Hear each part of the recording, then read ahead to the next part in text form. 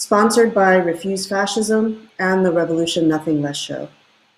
This is the third and final forum in a series of discussions that dig deeply into the roots of fascism that has grown and hardened over the past 4 years, and is still with us as tens of millions of people voted for Trump. I encourage you to check out the first two forums, What Just Happened, Trump, America, and the Danger of Fascism, and Why Did 74 Million People Vote for Trump? And you can find both of those at refusefascism.org. Tonight, we're going to examine the causes and implications of a terrifying situation. The US has the highest number of COVID-19 cases in the world and the highest number of deaths, recently surpassing 300,000. This has occurred under a science-hating, genocidally racist, lunatic fascist regime, with thousands more projected to die before Trump leaves office. The Trump-Pence regime, the Republican fascists, and their rabid base spread COVID as a matter of liberty, the liberty to infect and kill others. Trump recovered from COVID with the best healthcare in the world, and then told his overwhelmingly white followers at a campaign rally in Minnesota that they have, quote unquote, good genes. The regime's COVID response concentrates many of the features of this fascist program: white supremacy, hatred of foreigners, a theocratic Christian fascism, and unhinged conspiracy theories. How did we get to this point? Why have we tolerated a regime that has facilitated the deaths of 300,000 disproportionately Black and brown people? Is this deliberate mass murder, or is it collateral damage in service of a fascist and fundamentalist worldview? How do we wage a society-wide struggle for truth, science, and evidence-based epistemology? After my opening remarks, you're going to hear provocative presentations from our panel. And then we're going to open it up for some discussion, and we expect to do all this in about 2 hours. Tonight, you're going to hear from Paul Street, historian and author of Hollow Resistance: Obama, Trump, and the Politics of Appeasement. He is a member of the editorial board of refusefascism.org and a frequent contributor to Counterpunch.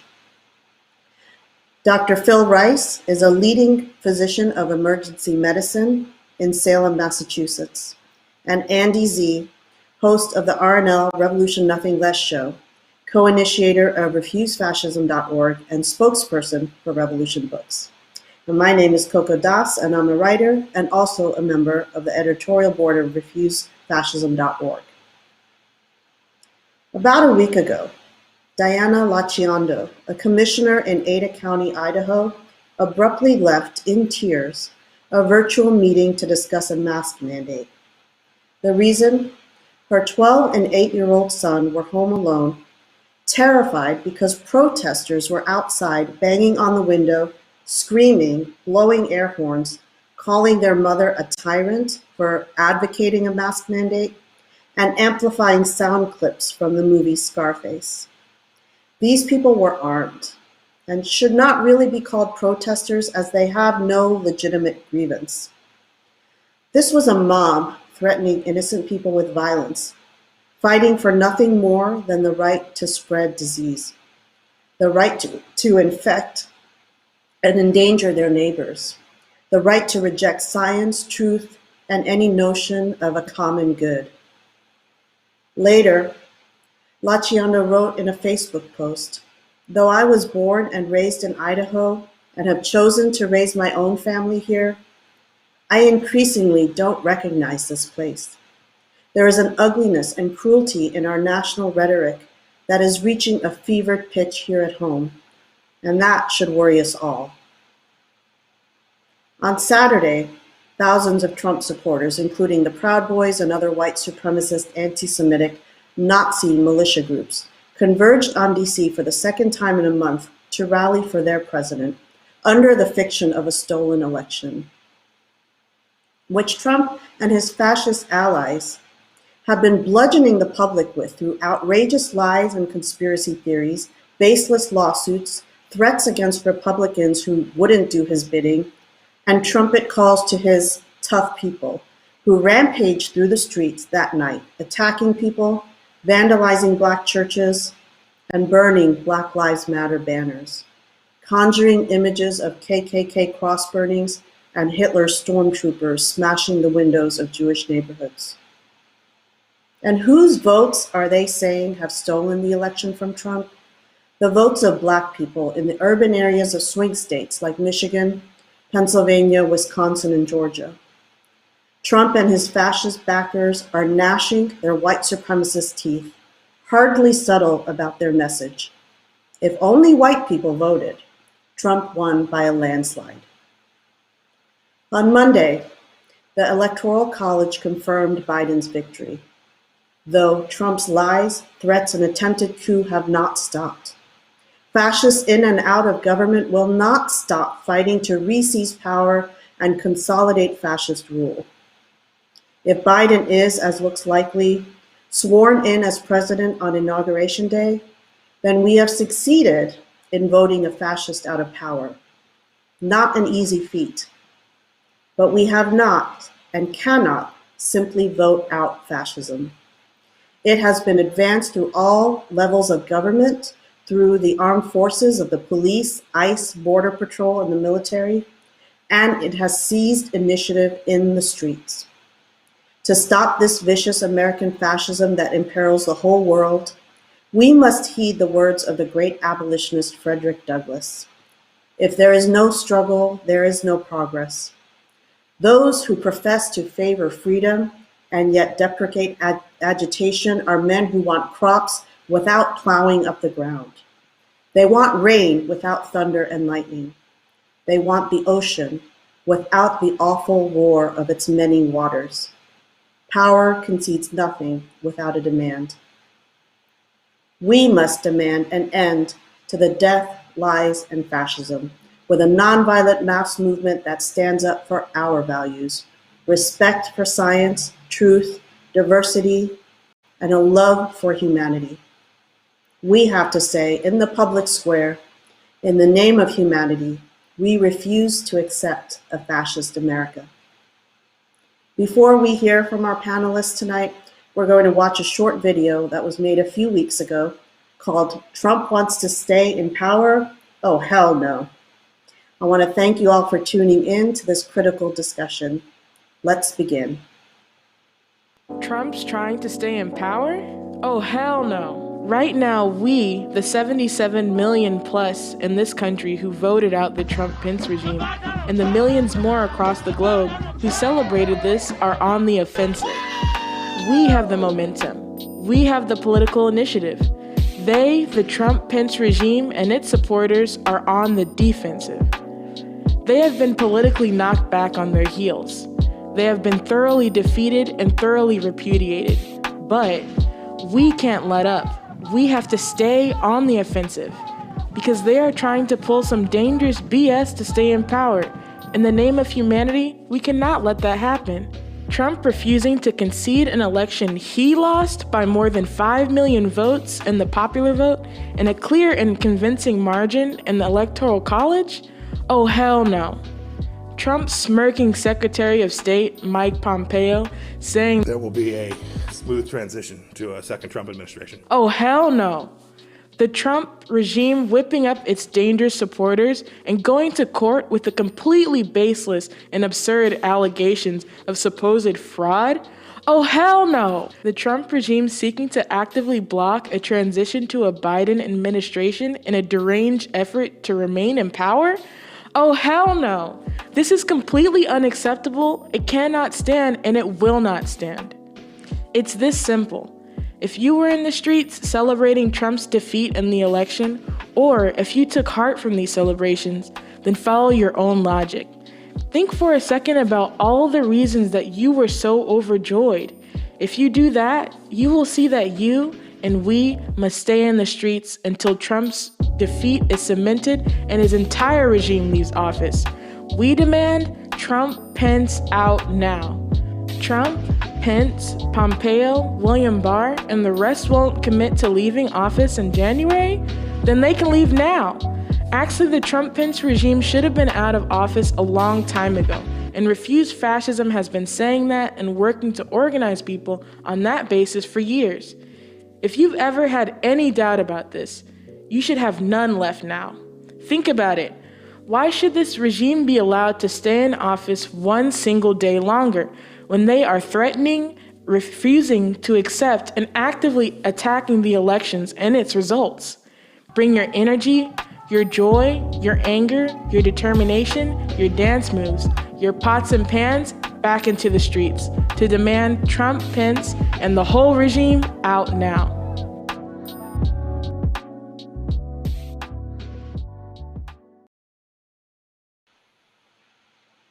Welcome back to tonight's forum, COVID, a case study with life and death stakes, science, epistemology, conspiracy, and fascism, sponsored by Refuse Fascism and the Revolution Nothing Less show. We're going to jump right into our presentations now. And our first speaker is Paul Street, author of Hollow Resistance, Obama, Trump, and the Politics of Appeasement, and my colleague on the editorial board of refusefascism.org.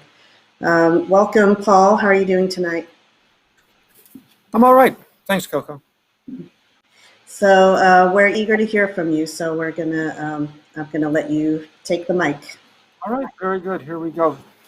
The COVID pandemic, the COVID-19 pandemic, as it has played out in its favored country, the United States of America, is a tragedy. It will soon have claimed the lives of more than 1 in every 1,000 Americans. Think about that.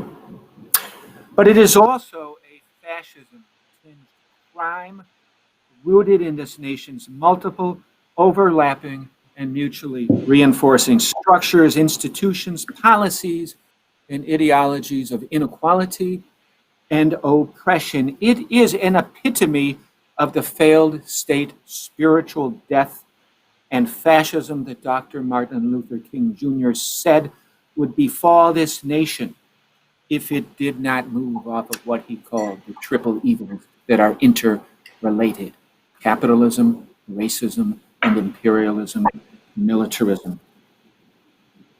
It is a crime of global capitalism, the rapacious and parasitic system that digs up zoonotic viruses from its ever-expanding geographical frontier and then sends those viruses around the world in the flash of an eye.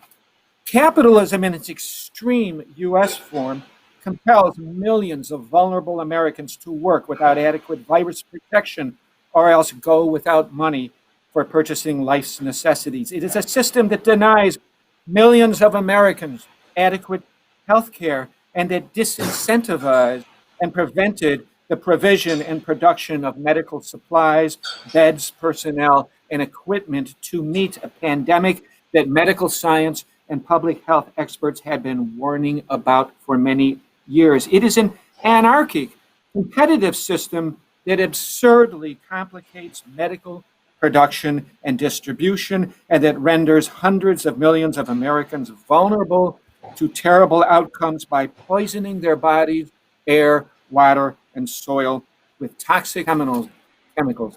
COVID is a crime of American racism, which forces tens of millions of non-white Americans to live in overcrowded residences in communities without access to healthy food, medical care, and green space. Virulent American racism, which is as old as the Republic itself, concentrates millions of impoverished Black, brown, and red people into jails, prisons, detention centers, reservations, concentration camps that have proven to be COVID-19 breeding grounds and petri dishes. Racism concentrates non-white people in the most vulnerable jobs, in packing house kill floors in Iowa, Nebraska, in nursing home, and working as nursing home orderlies all across the nation. COVID-19 is a crime of American imperialism, which, among other things, steals resources from public health and medicine, taking money, skills, and personnel that should be invested in healing, and pouring all of that instead into a giant military death state that accounts for more than 40% of global war spending. If I had more time, and I don't, I'd talk about how COVID-19 is a crime of American sexism, of American individualism, of American federalism, of American nativism, of American right-wing evangelical Christianity, and of American anti-intellectualism, and even, ask me about this later, of American electoralism. But I want to get to the more central and more immediate culpability of Trumpism, fascism. I believe my fellow presenter tonight, Dr. Phil Rice, is going to get into some of the specifics on what was scientifically and medically necessary and how the Trump regime thwarted all of that in absolutely disastrous and despicable ways that have had made the world's so-called greatest country into a sanctuary nation for COVID-19, giving us more than a fifth of the world's COVID cases in a nation that accounts for less than a 20th of global population. But my thing is the why of that criminal mass murderous incompetence. And here I think it's a good place to set down a marker that sets refuse fascism and its allies a bit apart from the mainstream explanation, the mainstream standard common sense explanation of why Trump screwed up so badly on COVID-19, which, by the way, is written all over the front page New York Times piece today about how the Trump administration crushed the Center for Disease Control's COVID response capacity. But as far as I can tell, the mainstream common sense explanation is that Trump didn't want to do or say anything that might undercut the economic growth that he expected to ride to re-election this year. That's the main story that I expect to go into the liberal history textbooks that roll off the academic presses next year. And the problem with that conventional explanation is not that it's wrong. That's a huge part of it, absolutely a significant and central part of it. My sense, however, is that it was much worse than just that. And that alone was pretty awful, pretty criminal, pretty bad. My sense is that when the full story comes out, we, or those of us willing to look, are going to see that Trump's criminal COVID-19 conduct, we started calling it COVID-45, to be honest with you, this summer, that his criminal COVID conduct wasn't only about Trump's malignant narcissism and selfishness and electoral calculations, but was also about his and Stephen Miller and Tucker Carlson and the rest of the whole Republic fascist empires and fascistic characteristics of the Trump-Pence regime. One, an eliminationist, neo-McCarthyite desire to paint out the other major capitalist party as a totalitarian socialist enemy of personal freedom and supposedly glorious, wonderful capitalism. Two, white supremacist satisfaction with a virus that was disproportionately killing off people of color. Three, a related social Darwinian and even eugenicist comfort with COVID's disastrous impact on the aged and on the infirm, on the old and the sick, the people that the Nazis the surplus people that the Nazis considered, quote unquote, useless eaters. Four, an initial eliminationist calculation that the virus would mainly target cities controlled by the other major capitalist party, the disproportionately non-white blue metropolitan urban zones of the country. Five, a sexist, hyper-masculinist sense that masks and social distancing are signs of effeminate weakness and fear, not manly. Six, a passionate hostility to science that is particularly pronounced in American-style fascism because of the special strength of evangelical Christianity in the American right. Seven, a personality cult built up around dear leader, stable genius Donald Trump, and a related sense that his instincts and the power of his will trumped any competitive claim to authority on the part of mere scientists and public health professionals. 8, the core fascist drive to purge all officials who are perceived as disloyal. And many folks in the bureaucracy just had too many loyalties to their own professions and their own scientific background to not get purged by Trump, not get crushed by Trump. 9th, the continuing but fascism intensifying war of the right, not on the state per se. That's an illusion. The claims of government that the right wing is anti-government are false. They're war not on the state per se, but on the left hand of the state. That is, on any parts of government that serve the broad majority of the population and social democracy and public health and the common good. I want to conclude with an irony. And this is actually something I wrote myself at some point in Counterpunch in the last few weeks. I remember penning a paragraph, writing a paragraph to this effect of,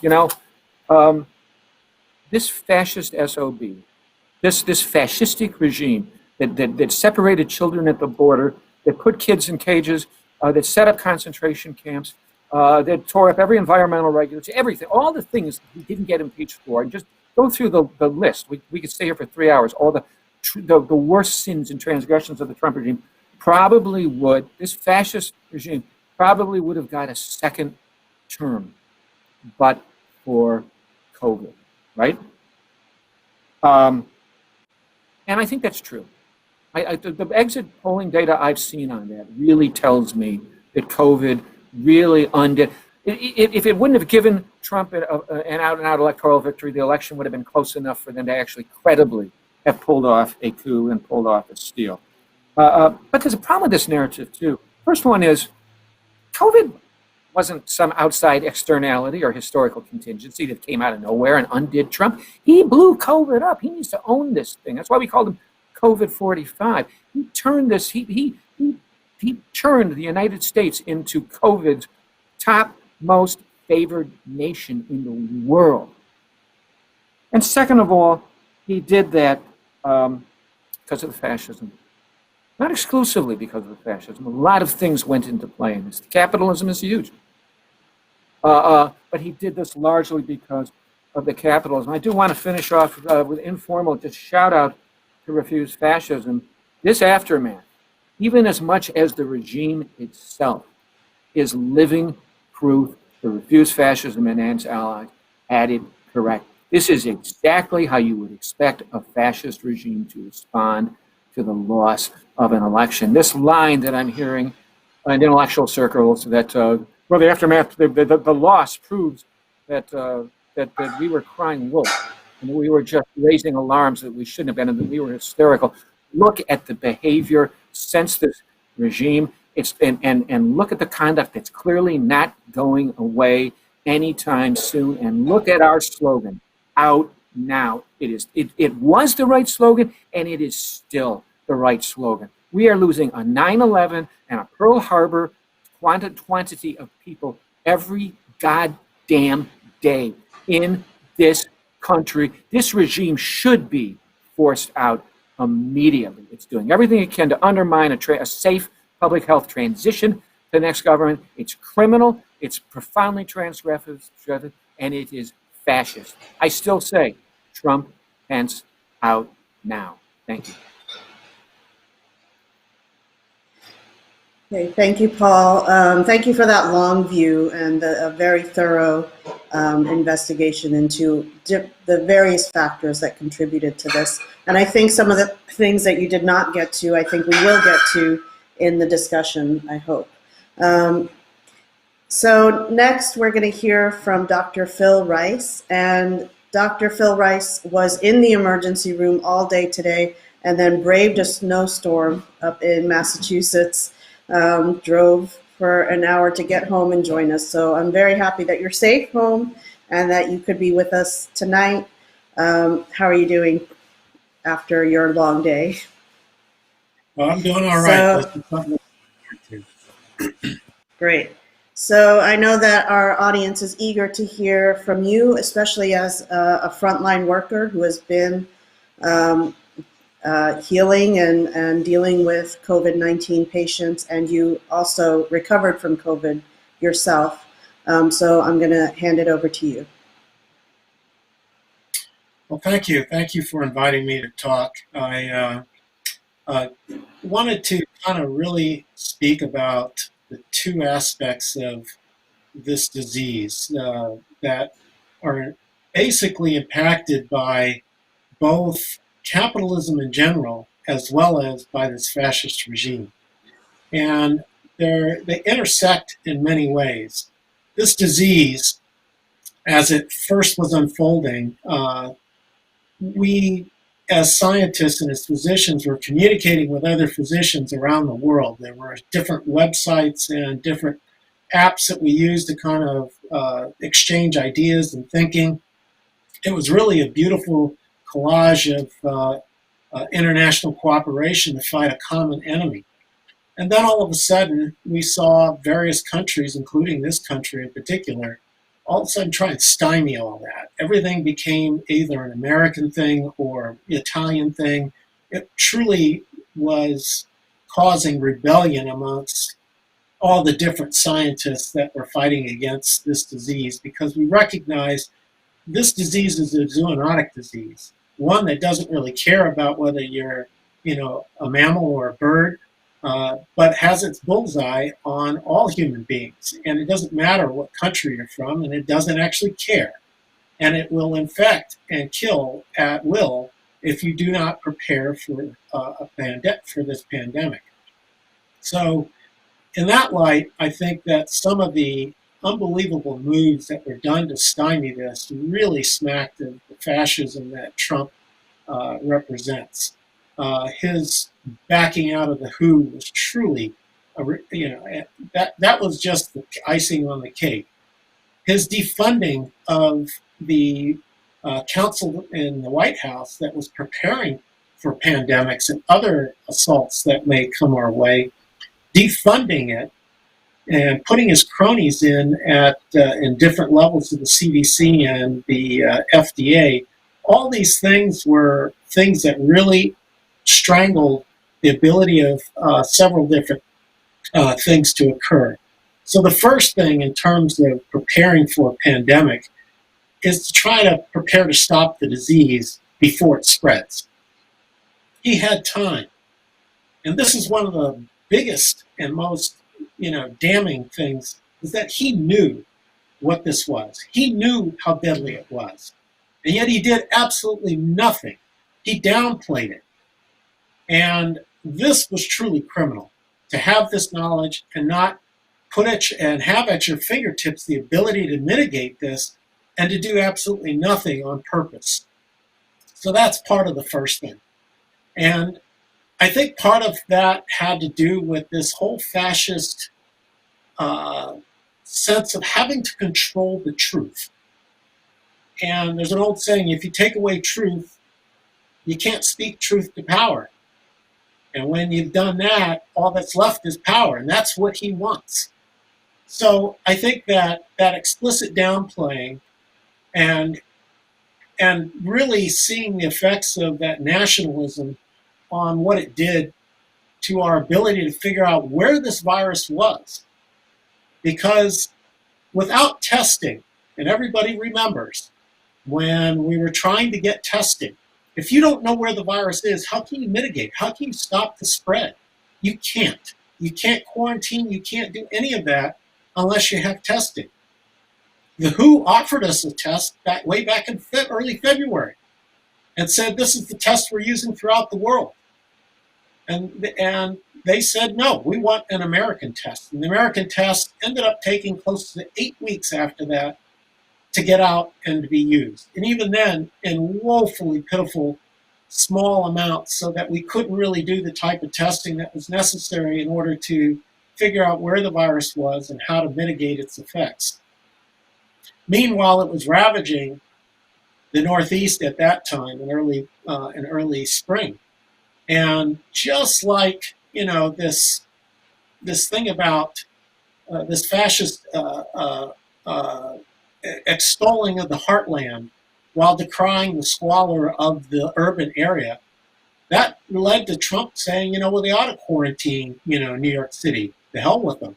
He, in fact, decided to move out, move to Mar-a-Lago, et cetera. This is kind of like classic fascist appeal to the heartland, his social base or his fascist base. So the second thing you have to do is you need to lead the communications efforts and get out the word when outbreaks do occur. And basically all you heard was, this will go away. You didn't hear anything about where this virus is. You didn't hear anything about the steps you needed to take in order to mitigate the virus's effects. What you heard was, go ahead and ignore this. This won't hurt you. In the midst of the fact that thousands of people were dying. And that was actually thousands just in one city. And to think that that wasn't going to come to your city was just happy talk. So I think that this in and of itself is clear evidence that this guy really, really is a criminal in all respects. And I'm speaking, I get the chance to talk to you all, but I know my colleagues who would love to tell you the moral trauma that they've experienced knowing that the person in front of them on that stretcher is dying because, and could have been avoided had the right things been done. And now they're in front of us, can't breathe. We're determining whether they need a tube in their lungs or not. And all because of what? Because of this guy, this fascist fool. So I think that, there are a bunch of things that we need to look at in terms of both the fascism, but also what capitalism just does in and of itself. I think that many of the things that you need to do from a public health stance have to rely upon mitigation and quickly enact policies and strategies that are going to stop the spread and save lives. And instead, what did you see? Over and over again. What was his message? His message was, let me have a MAGA rally where I'm going to display all the elements that you don't want to do in order to stop us and mitigate the spread of a virus.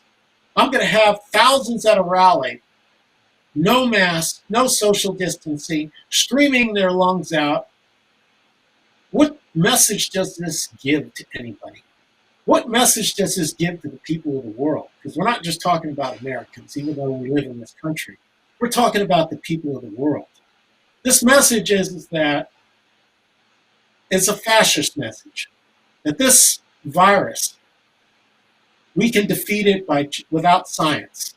We can defeat it by our gut instincts. We don't need to listen to pointy-headed intellectuals.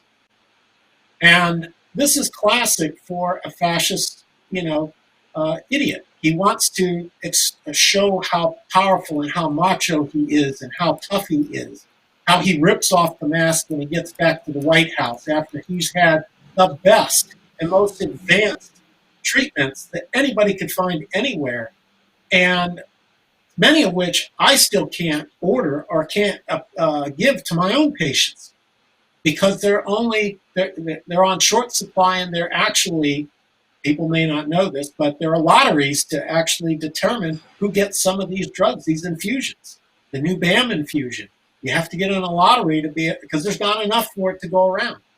But he got it. And then after he gets this and a bunch of other things, all of a sudden he's going to come out big and strong and say that everybody, this is nothing to fear, we can beat this. So lastly, I want to really hit on, and I'm hoping that we do get into a discussion about truth and the epistemology and that sort of stuff. I won't speak about it now, but early on we kind of thought that we saw the disparities in this disease, where Black and Hispanic and Native American people were dying at much larger numbers than our white fellow Americans. And we were kind of looking at all sorts of things and trying to explain this. And initially we said, well, it's because of the exposure to hypertension and the and the other risk factors that Black and Latino Americans may suffer because of the way the system treats them, etc., and how they have to live. But then over the past few months, we decided to look at some of the data. What the data shows is even more damning. And what the data shows is that the case fatality rate among Black, white, Hispanics is identical. And what that means is it's not in the genes. What it means is that it's all about the exposure. It's all about where people live. It has nothing to do with genes. The households are more crowded. Many people work jobs that require frequent contact with others. And they rely on public transportation. The toll on Black and Hispanic Americans could easily have been ameliorated in advance of the pandemic by a less threadbare and cruel approach to social welfare and healthcare in this country. In the meantime, they're trying to get rid of and throw people off their healthcare by the millions. My colleagues in France and Italy were calling me saying, "What is wrong with your country? First of all, we were worried about you because, at least in France, we have a national healthcare system where we can strategize where to put resources, how to move resources." My Italian buddy in Milan said the same thing. How are you guys going to do that? You guys don't even have a coherent system within one city, much less the whole country. And then what was Trump's response? Well, states, figure it out yourself. It's not my responsibility to figure this out. So when I talk about this moral trauma, what I'm talking about is that, and I think about what could we have done if we lived under a different system? Could we have protected citizens from risky work situations by providing some sort of way for them to stay home? And people said, well, geez, you gave the subsidies to the airlines and you gave them to the cruise ships, 40 billion and 60 billion apiece. And yet you couldn't help supply, safety for the basic masses. Seems kind of odd, but it's an indictment of the system. So the fact that people died in the same case fatality rate tells you that it's how people live and where people live and the conditions that they live. That's what killed them more than anything else. So yes, Trump had a whole list of fascist approaches to dealing with the pandemic, forcing scientists to defend their research and why they did that research, and then trying to control the message that they were trying to put out as the results of their research, preventing Fauci from even testifying in the House of Representatives. I think that blocking the dissemination from the MMWR, from the FDA and the CDC, that's made a lot of my colleagues say, geez, here's the new new magazines. Can we trust this? Because we know it's coming from the government. How many fingers have the politicians had in this message? And then we have to dissect it. Whereas before we could rely upon this pretty easily. And then I think that, in terms of the nationalism and the continued nationalism, instead of the cooperation in the rest of the world, is really an indictment of all that we've seen. And we couldn't have the Trump-Pence regime leave soon enough. They've had this hand holding back everybody, trying to take care of patients, trying to control this virus, and we can control it. Now they have a problem. They've denigrated the science so much. How are they going to get people vaccinated? Who's going to believe the vaccination actually works? How are they going to do this now? Now you're going to go backtracking on this? There's been no effort to deal with the question of the effectiveness of the vaccine and why the vaccine may work. Because COVID is an RNA virus. And the vaccine that we currently are looking at takes a snippet that codes for a certain protein. It injects it into you. It's not the virus itself. It's just a snippet that actually codes for the protein that It's called an mRNA. You have lots of mRNA. That's how all your protein gets produced. That mRNA goes through something in the cell called the ribosome, and that ribosome spits out a protein. And that mRNA that went through it gets degraded and reused. Well, that protein is a foreign protein. Your body begins to find that protein in its bloodstream, and it forms antibodies to it. Your T lymphocytes, which are part of your immune system, start to recognize it and form memory about it. That's how this particular vaccine works. It's a novel one. We've never used it before, but it's the first time we've never injected an attenuated virus or a live virus in order to achieve immunity. The virus that's being used in the AstraZeneca trial in England, that's an attenuated adenovirus. And it's had its gonads removed, so it can't replicate inside you, but it too delivers the mRNA of the coronavirus. And that's how it produces its immunity. And there are other different ways to produce immunity. I will close by saying that we have a long way to go. We're going to see a lot more deaths because of what's happened. They've been unnecessary deaths. Do not let anybody tell you differently. This could have been avoided. And I'll end there. Thank you, Phil. I think, one, it's very moving to hear you talk about how the scientific community, across borders, really went to work on trying to solve this problem, and how quickly that was thwarted and sabotaged by this nationalism and pettiness and the individualism that was like so concentrated in this regime. And the data about the death rates among white, Black, and Latino people. This is information that people so badly need, and I'm really glad that you were able to be here with us, and I'm excited to get into some of the discussion on these points later.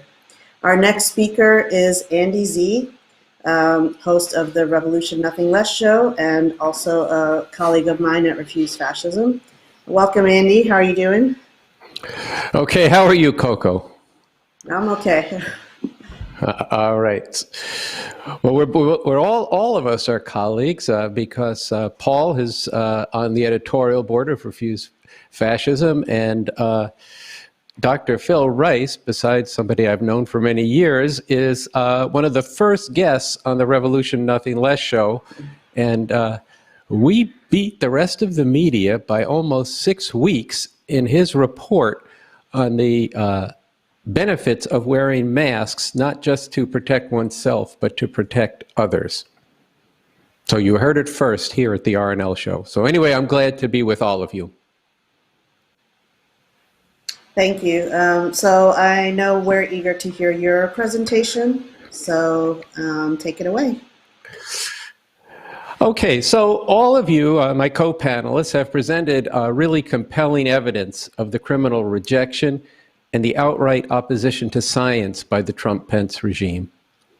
This regime's electoral defeat has focused up in a profound way how far detached from reality they actually are. Not only were the lawsuits filed by a demented Rudy Giuliani having no evidence, but literally crazy conspiracy QAnon theories were put forward to explain the imagined election theft. QAnon is a shadowy internet superspreader of fascist lunatic theories, such as that the Democratic Party is in reality a child kidnapping operation organized around capturing children to literally suck their blood. And after this election, we now have QAnon spouters who ran on, won, and will represent the Republi-Fascist Party of Trump and Pence in Congress. Lunacy like this, when laughed at and shrugged off, masks the danger to humanity that exists when a huge section of America is completely unhinged from reality and who fervently believe their alternate, fact-free reality as morally superior and existential for their lives. And this destruction of truth is a key factor in the forging of a fascist base, a fascist leader, and a fascist form of rule. We've lived it for 4 years, and it's been metastasizing for 40. Trump and Pence will likely be out soon, yet even as they are not yet gone, they can do enormous harm up until they no longer have their hands on the weapons of state power. But even out of power, this fascist danger will remain.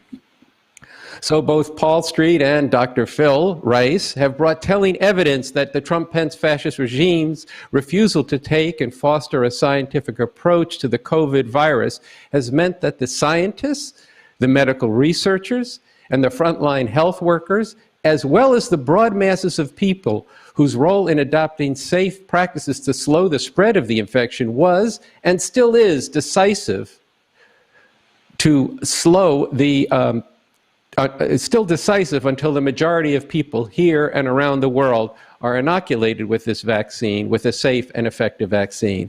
And that this has led to an appalling criminal number of unnecessary death and disease. But I want to begin this talk by bringing in some additional evidence to the discussion. So we're just going to play a very brief video. We hit the body with a tremendous, whether it's ultraviolet or just very powerful light. And I think you said that hasn't been checked, but you're going to test it. And then I said, supposing you brought the light inside the body, which you can do either through the skin or in some other way. And I think you said you're going to test that too. Sounds interesting. Right, and then I see the disinfectant where it knocks it out in a minute, 1 minute. And is there a way we can do something like that by injection inside or almost a cleaning? Because you see it gets on the lungs and it does a tremendous number on the lungs. So it'd be interesting to check that. So that you're going to have to use medical doctors with. But it sounds interesting to me. It's going to disappear. One day it's like a miracle. It will disappear. And from our shores, it could get worse before it gets better. It could maybe go away. We'll see what happens.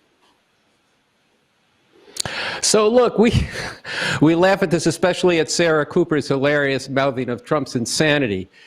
But this should be the door to a stark confrontation with the horror show that this ignoramus, this psychopath, this fascist has brought down on humanity. The absurdity of Trump's blathering accomplishes a purpose, a fascist purpose, the effect of which is potentially even deadlier than the cost and death and debilitating illness, because it destroys any sense of what is real and what is not, and how to determine what is true, without which people are susceptible to being manipulated, including to commit great crimes. And such buffoonery entertains the fascist base, who relish the fascist leaders' irreverence and feel validated in their resentment and their desire for revenge against those they have been taught to feel are taking from or looking down on them.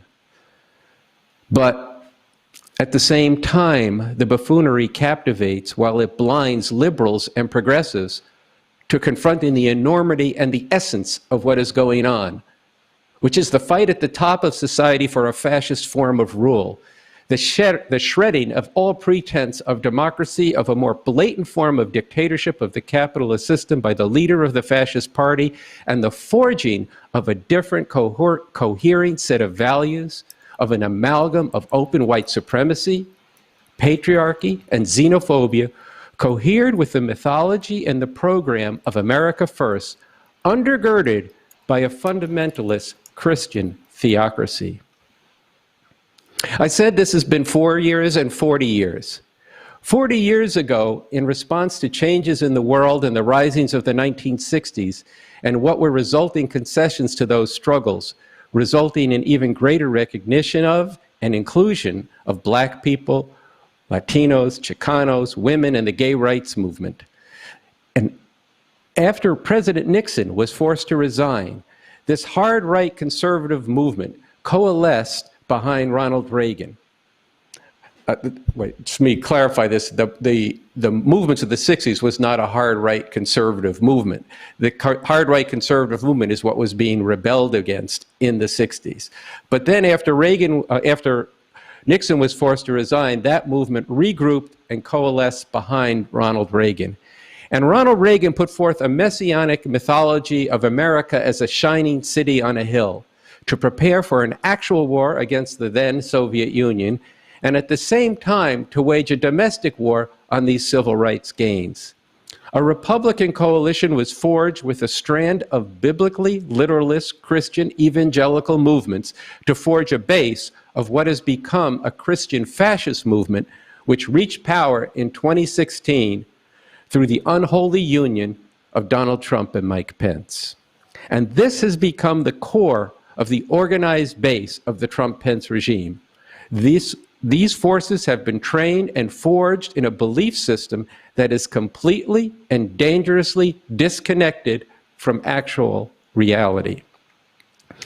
This is a movement with a large section who believe in end times, which means they believe that they, the faithful, will be raptured, magically transported up to heaven, and thus nothing else matters. To hell with, quite literally, the environment, the danger of nuclear war, and all the people who they regard as less than or other than human, who they would just as soon see eliminated. And this movement has coexisted with a whole culture and media that has been training millions and millions of people in a mode of thinking of what benefits us, what benefits me is true because we want it to be so, with no criteria of actual evidence. This way of thinking, what benefits me, finds expression in their taking the very American concept of the absolute freedom of the individual, which is an undesirable impossibility in any case, as the greatest good. The concept of the absolute freedom of each person as the greatest good, again, an undesirable impossibility. We are living and dying with this in the morally sick and actual sickening spread of the virus in their refusal to wear masks expresses my right to be an asshole trumps your right to live, especially so if you're a Latino, Black, or Native American. And this fascist belief system is buttressed by twin pillars of American chauvinism that refuses to look at the history and the present-day reality of the United States, which has put this country in the vampire position of actually sucking the lifeblood of the rest of the world. The children who are digging in toxic conditions for precious metals for our cell phones in the Congo, or women risking their lives in the perilous garment shops of Bangladesh. Humanity whose lives and labor are being poured into the wealth of America and its imperialist allies and rivals. And buttressing this is an epistemology in which facts are subordinated to their desire to benefit themselves and take revenge upon those whom they believe stand in the way of their further gorging. But wait, we also have to look at the epistemology, which is the way of thinking, of the progressive and liberal strata. All those who've been outraged at the Trump-Pence regime, but who over 4 years overwhelmingly would not recognize or acknowledge what this regime actually is, a fascist regime with dire consequences for humanity here and around the world, and who up to this moment have refused to not only recognize and name this fascism, but to act against it in the only way it could really be rocked back on its heels, by getting out in the streets and sustain nonviolent protests. Well, I know these decent people, outraged by the bigotry of the Trumpites, may be made uncomfortable by confronting the reality that their complacency and putting their faith in the institutions and normal political processes, particularly the Democratic Party, is also based on the reality of living atop the food chain of capitalism imperialism in the US. Last April, the revolutionary leader Bob Avakian wrote a piece titled Conspiracy Theories, Fascist Certitude, Liberal Paralysis, or a Scientific Approach to Changing the World. And I'm going to read a substantive passage from this because it concentrates a great deal of what has plagued the millions of progressive people from acting in the way they should to drive this regime from power, and that has tremendous implications for the future. So I'm reading from his essay from early in the COVID crisis, April 2nd, I believe. Even as people in the medical field are proceeding on the basis of a scientific approach, and in the context of the coronavirus crisis, liberals are insisting that it is vitally important now to listen to the scientists. For far too long, many liberals and progressives have allowed themselves to become paralyzed by a relativist agnosticism, lacking, even rejecting the very idea of certitude, with ridiculous notions like, quote, how can you know what is really true? No one can say that their truth is greater than someone else's truth, and so on. Meanwhile, fascist forces, marked by a truly dark ages mentality, and firmly convinced of the truth of all manner of lunatic conspiracy theories promoting fascist values and objectives, are eagerly embracing callous Philistinism, willfully rejecting critical thinking, smugly ignoring, defying, and denigrating science and the scientific method. Put another way, in terms of major trends in society as a whole, those who have the most certitude are those who are the most out of touch with reality. And he goes on to say, further complicating the situation, and an additional dimension to this problem, is the fact that although they do not share, but strongly oppose the values and objectives of the fascists, many of the basic masses who are bitterly oppressed under this system are also suspicious of and are even inclined to reject science and scientifically grounded analysis. But this also leaves you vulnerable to all kinds of unfounded conspiracy theories and other wrong and harmful ideas, including the notion that nothing people do will make a difference because it is all in God's hands. End quote. All of this written in April has tremendous relevance right now. Look, there's great danger and no way forward for the interests of humanity in a society, in a culture of competing stories or narratives where you have your narrative and she has hers and I have mine.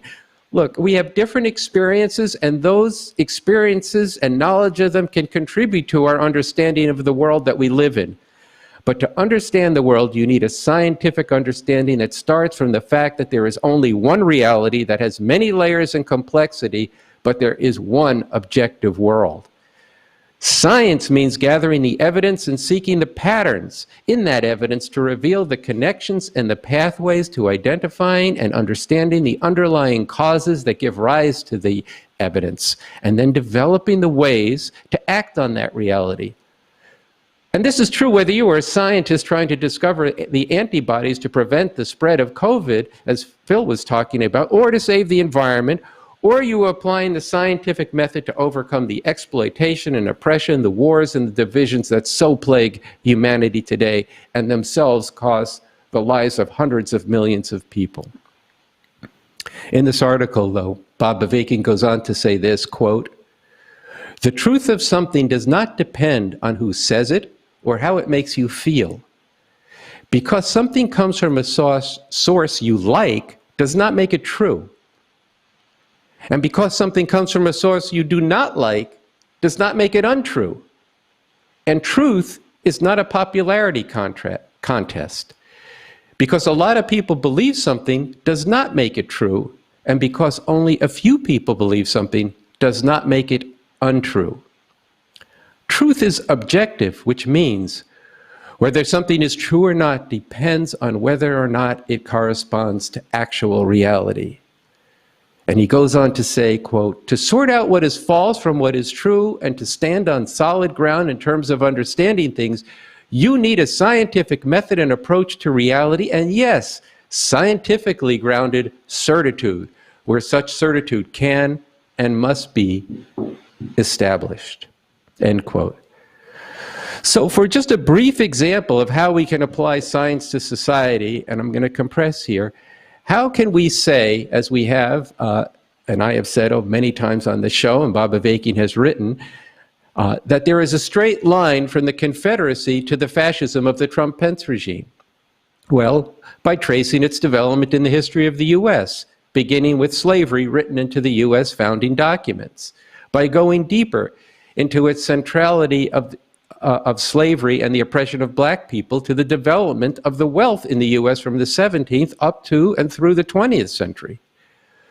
The history of the betrayal of Reconstruction that ushered in the era of lynching and Jim Crow, through the current era of the new Jim Crow, where the police play the role of the KKK, and now the open white supremacy that was evidenced in the attempt of the Trump-Pence regime to discard the millions of urban black votes in cities that voted for Biden.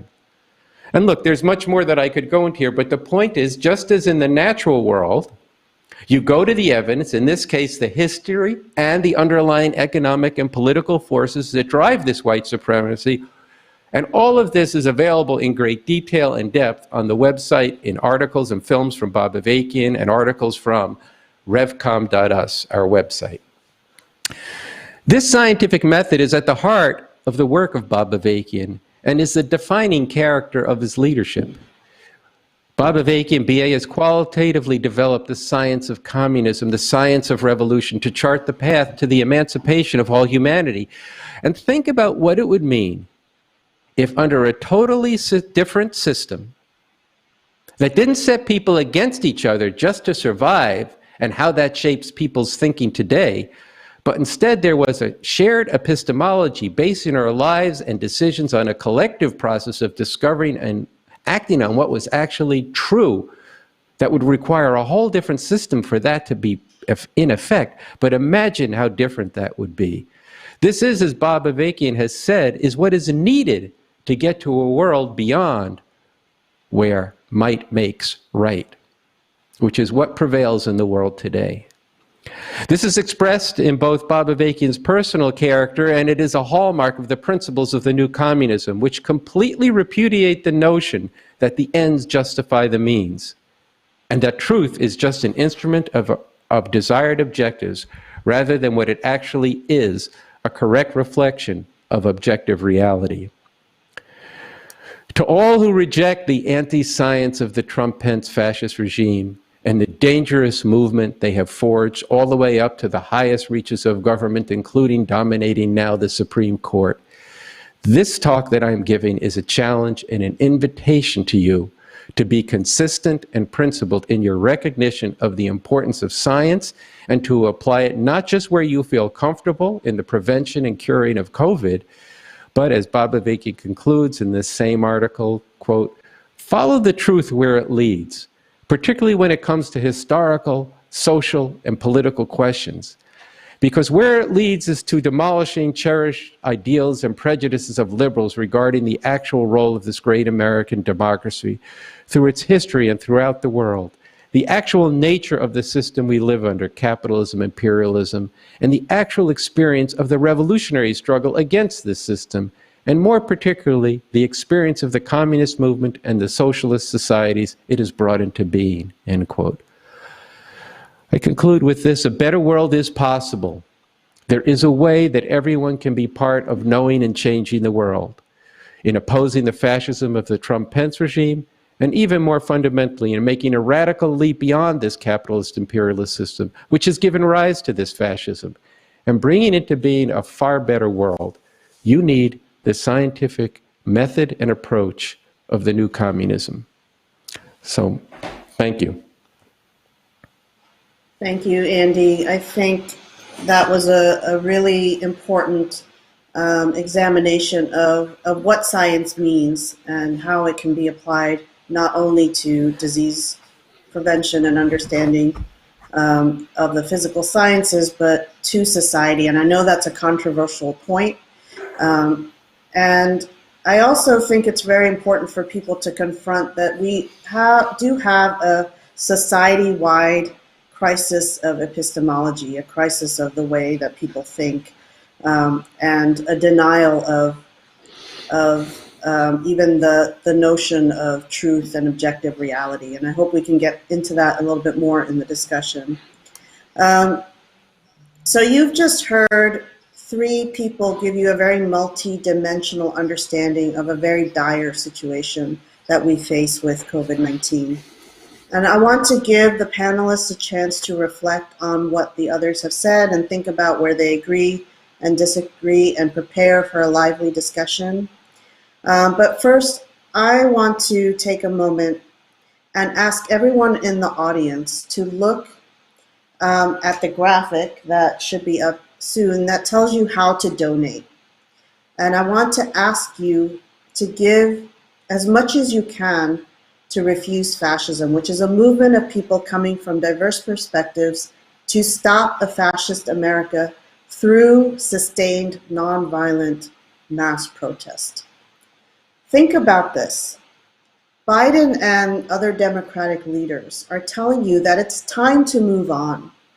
And they're talking endlessly about reconciliation and reaching across the aisle to fascists who have put children in cages, ripped them away from their parents, unleashed white supremacist terror, torn up the norms and the rule of law, who have lied constantly in order to bend reality to their will, and a fascist movement that is responsible for the torture and deaths of countless people all over the world.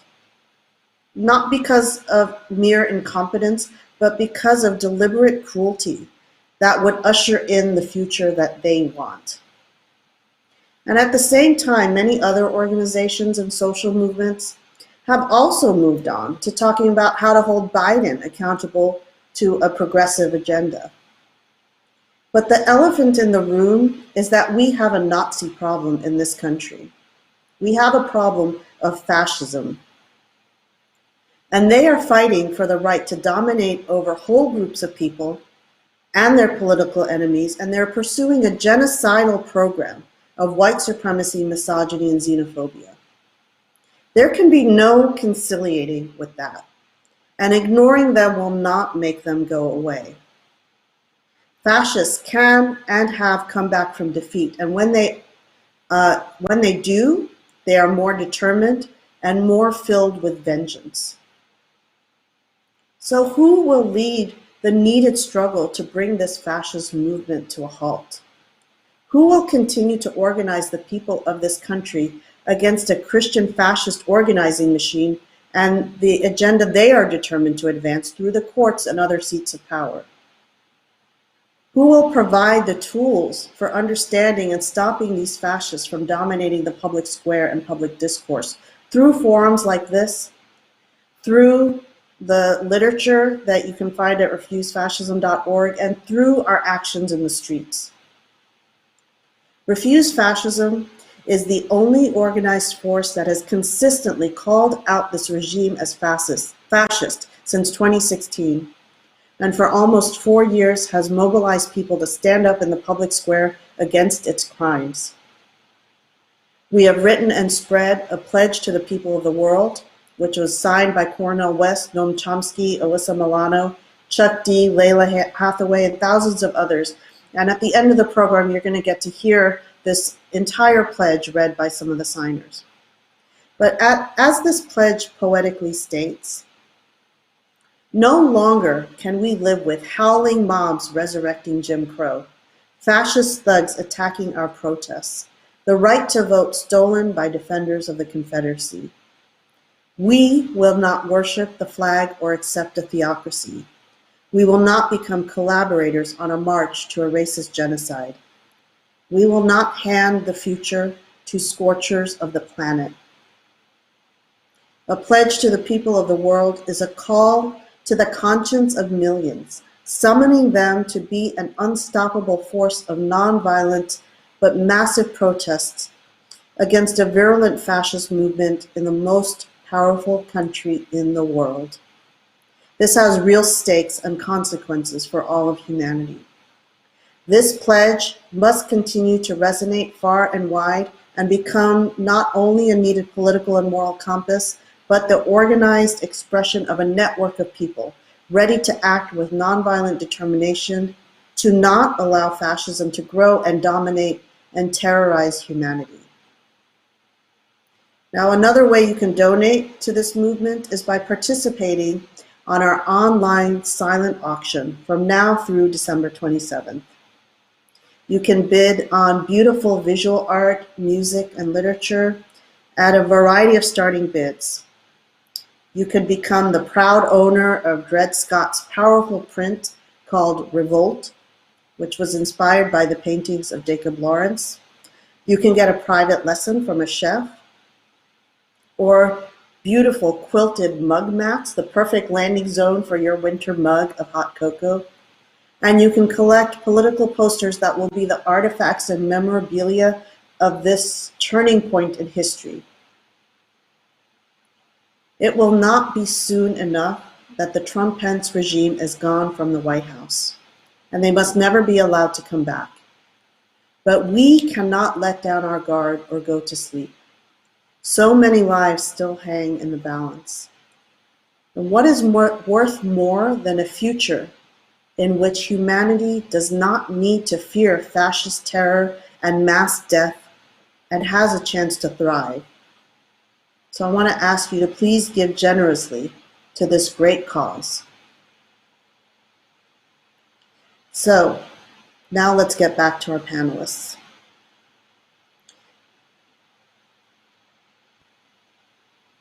So we're all together now, and I know that everyone said very thought-provoking and provocative things. I don't know if any of you have questions that you want to ask each other, things you want to respond to.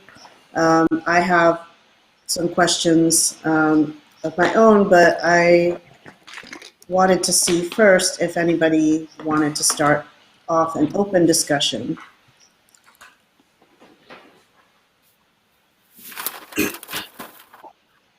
All right, so go ahead. I'll let Paul go first. Go ahead, Paul. Well, I mean, we got, as you might imagine, we got an actual doctor here. I got a doctor. Sometimes I never use in front of my name, but I'm not, as this right-wing guy pointed out recently, I shouldn't be doing that, right? Because unless you're a medical doctor, you're not a doctor. And Dr. Rice, I was really struck in your comments about something you noticed, which was the anti-urban bias. It's a big part of the fascist narrative from time back. I was thinking about that. That's something I should have mentioned, and I think you're right. Also, the emphasis on where people live and the conditions in which they live. For years, I was a research director at the Chicago Urban League, and just everything, always, every indicator, and this included diseases, just came down to location, and then the overlay of race and class with location. But I was curious if that locational issue includes food deserts and food issues. Is there something? I heard you about the genetics, and I heard you talking about the public transport and the jobs people have to have in inner city communities. Is there a comorbidity issue related to health, related to food and exercise, and all of that stuff? And I was also curious on what you're seeing about in terms of collateral damage. So, I mean, we know about, is COVID, are these numbers just an underestimation? Because we not only have the COVID diseases and the COVID deaths, but we have the people not coming in the hospitals for fear of coming into hospitals, and issues of services and whether services are available because so much medical personnel is directed to COVID. People aren't getting screenings. They aren't getting heart screenings. They aren't getting cancer screenings. I mean, is it possible that really this COVID death count really ought to be blown way up beyond what the official numbers are? So that's just some questions that arose when I was listening to the doctor speak. Well, I'll try to speak to that.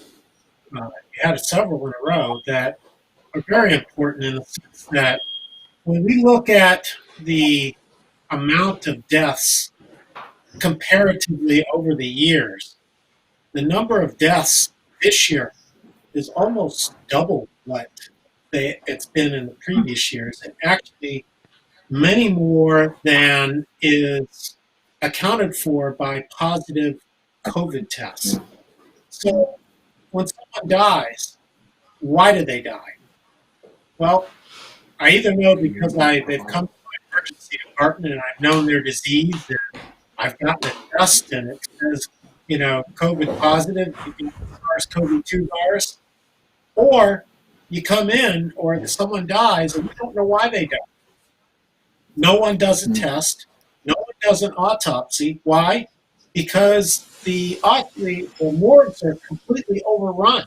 They don't have the ability to do any more autopsies. They've stopped it. In fact, patients that come in that pass from various diseases, the families come in and say, I would like to know, just so that I want to know if I'm susceptible to that same disease, or I have that same gene, or I have that same predilection to what my loved one had, and I want to know for my children's sake what they may encounter. Can I get an autopsy? The answer is no right now. They're overrun with these things. So, in that sense, our knowledge that we gain from various findings of why people die are lost. So all we can say is that since this disease hit, people are dying more, and they're dying from all sorts of things. And how much of those diseases are exacerbated by virus, a lack of access to care because, one, people are afraid to come in. I had a guy who said, yep, I think I had a heart attack, but I didn't want to come in because I thought I died from COVID.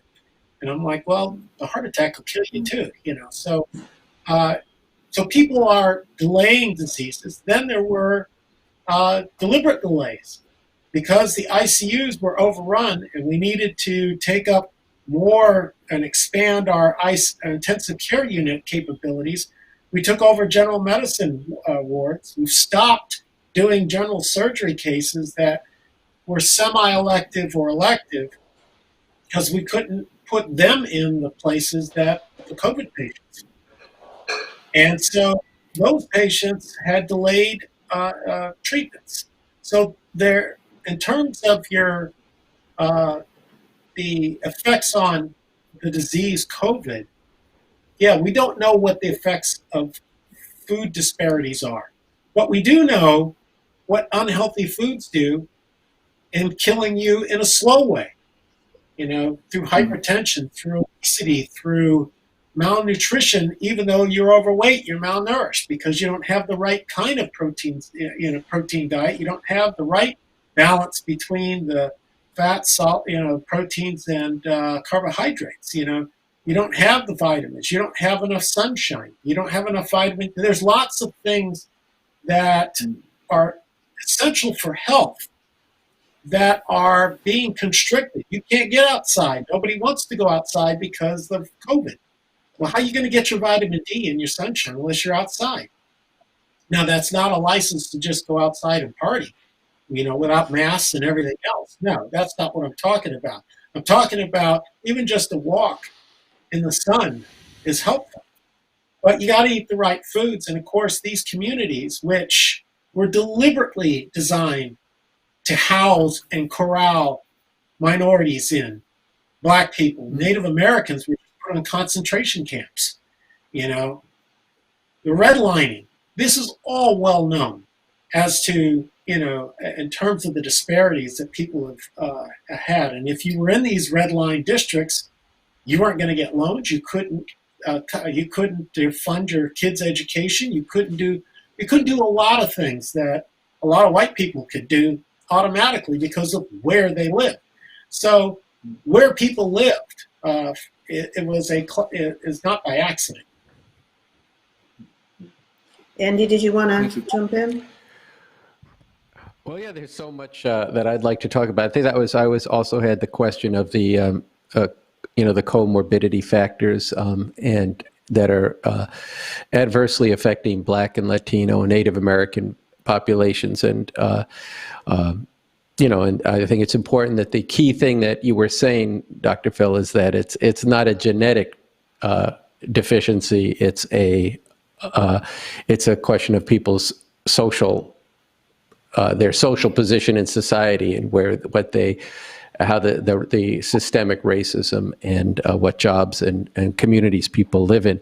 I think that's very important because one thing in terms of the fascist imperative is that as we had Trump up there in Minnesota and very white, in fact, Germanic community, saying that the reason that he's better is because we have good genes, meaning white people of Aryan stock. It was really quite extraordinary bit of fascist ideology.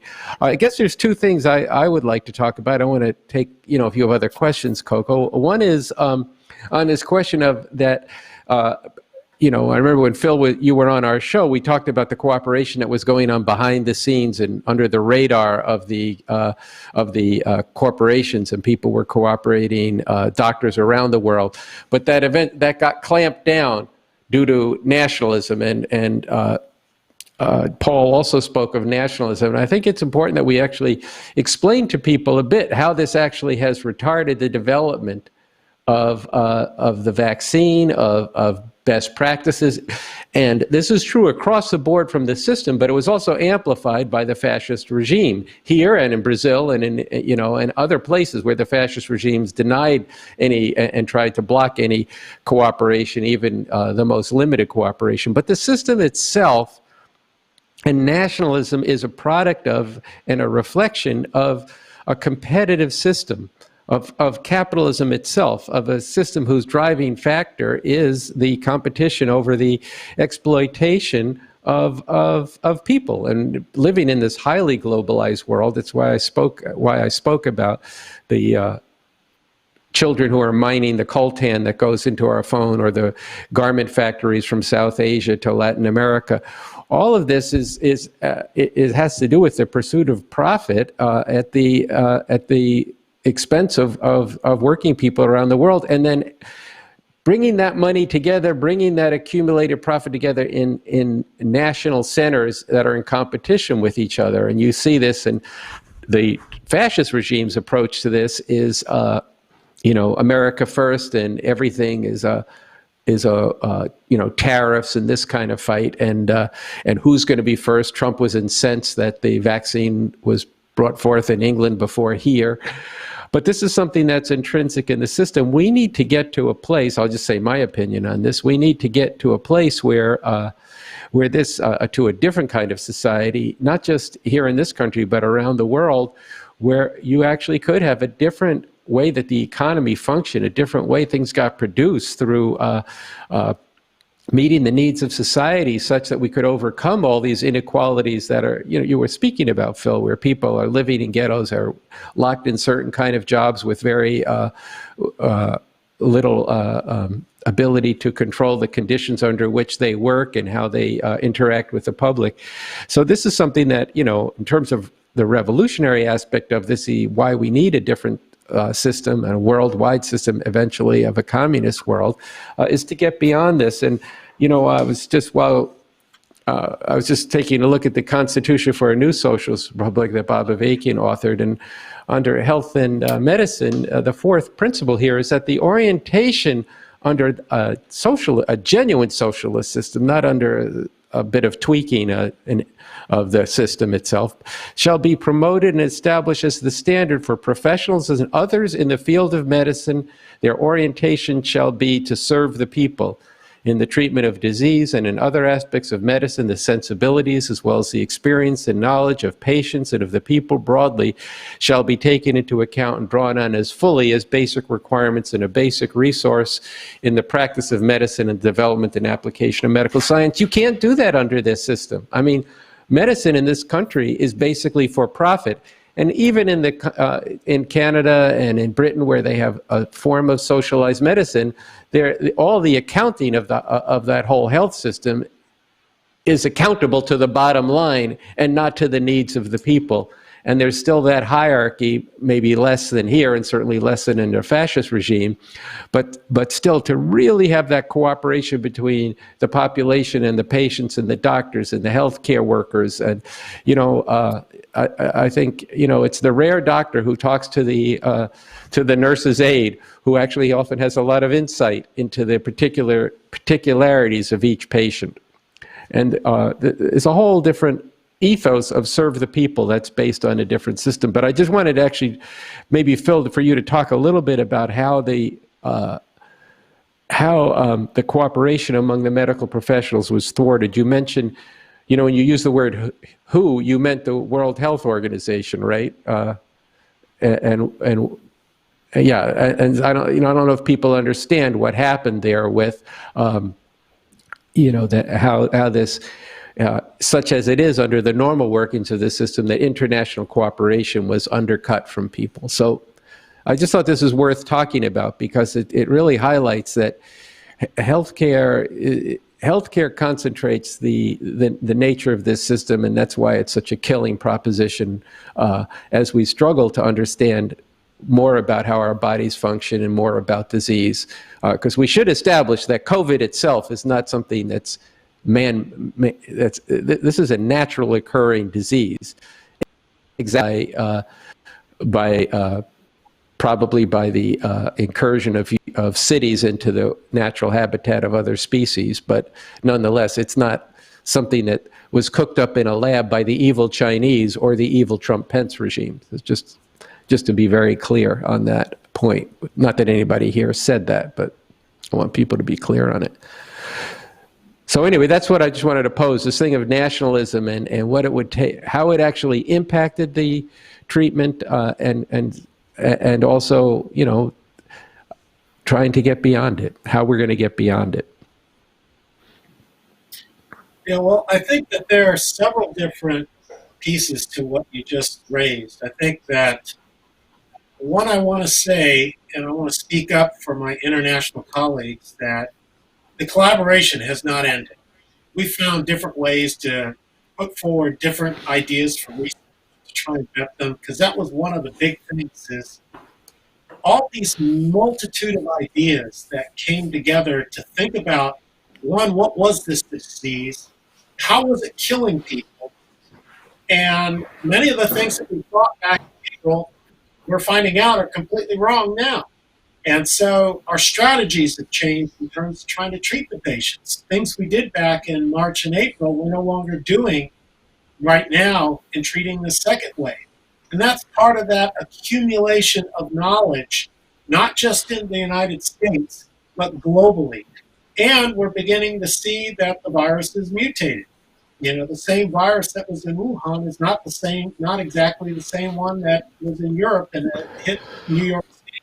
It's the second wave. It's a slightly different, more contagious virus than the one we were initially studying. So the collaboration continues. However, that kind of funding for those research efforts, those have to come from significant sources, deep pockets. And when you get to that, they come with all sorts of strings attached. That's where the government can actually put a clause in and say, no, you're not going to do this with so-and-so and so-and-so. They're not our partners. You have to find a U.S. partner. You have to collaborate in this way. It's okay to talk with the people in the UK, but no, you cannot speak with or you cannot collaborate with the folks in Shanghai. We're not going to. We're going to keep control over that. We do not want the Chinese to beat us to this vaccine. We do not want them to develop alternative methods of treatment at our expense, quote unquote, even though it would be a shared knowledge. So there's different ways that they do this in order to allow you to use their money to do your research to actually look at this. And so that's why a large number of physicians that are in the academic medical centers are very much trying to vie for the funding from private sources, not the public sources. And unfortunately, if you're in a different country, that may not be available to you. So those are big aspects of how one of the things that we kind of treasure being able to try and thwart, because many of the physicians say, you know what we're doing now has never been done before. We have never had the ability to go online and just talk amongst ourselves on and collaborate with what we've done as if we're one people, as if we're one nation, as if we're one population. And one of the physicians, and he was from Sweden, he said, yes, well, don't forget about the animals. They get it too. the lions, the tigers, and so he was like saying, we can do this and we can make this available for all of the zoological spectrum. So I think that there's some beauty in it, but at the same time, the ugliness of the system raises its head with the nationalism and the geopolitical aspects of what it would mean and how it would validate one country's social system, China's, versus another country's social system, the U.S. fascist, if who gets what first and how. And oddly enough, all of them are pursuing multiple strategies of vaccines. Both China has an mRNA vaccine. They also have an adenovirus vaccine, just like the UK does, just like the United States does. They also have one that they've injected into insects and having the insects produce the proteins, and then they inject the proteins into humans and they develop an immune response. So there's various different ideas. Who thought of using insects to produce a vaccine? But that it's called the insect vaccine. Fascinating. But it came from somebody who was just an ordinary physician who said, this seems logical. Why not try it? And so they were given the means to try it, but other countries were not. Paul, did you have anything that you wanted to add to that? I didn't actually mention nationalism. I should have. I did mention federalism as a problem in this country. I did a bit of traveling as COVID was breaking out, particularly between Iowa and Illinois, and it was just absurd. All the different rules. This is a society global-wide disease that needs to be met with a certain amount of consistency and centralized command and standards across jurisdiction. And we have these red states and these blue states, and then red parts of blue states that are rebelling against commands coming down from state capitals. There's a kind of federalism at the heart of the world capitalist system. I remember the late Emanuel Wallerstein and his definition of the world capitalist system as one unified, integrated world economy and multiple nation states. What do we have, more than 200 nation states around the world? So there is this problem. Bertrand Russell used to write about this. He used to say we need one world government to try and handle one world capitalist system in order not to have a nuclear war. Of course, Russell was writing at a time when the threat of nuclear war was a big deal. One place that I noticed that nationalism and nativism and anti-Chinese conspiracism came into play was early on. I saw Trump sort of using travel bans on China and the notion of building walls as a way to pretend that he was actually doing anything. Now, they came up again and again in rallies. I really did take action on COVID. I did this belated travel ban, and then we're building these walls. It was interesting to see how the nationalism became a false pretext or a false way of claiming to have done something. Germs don't honor walls quite the way he seemed to be talking about them. So there was that. Andy, I did have a question for you, if I can do that, Coco.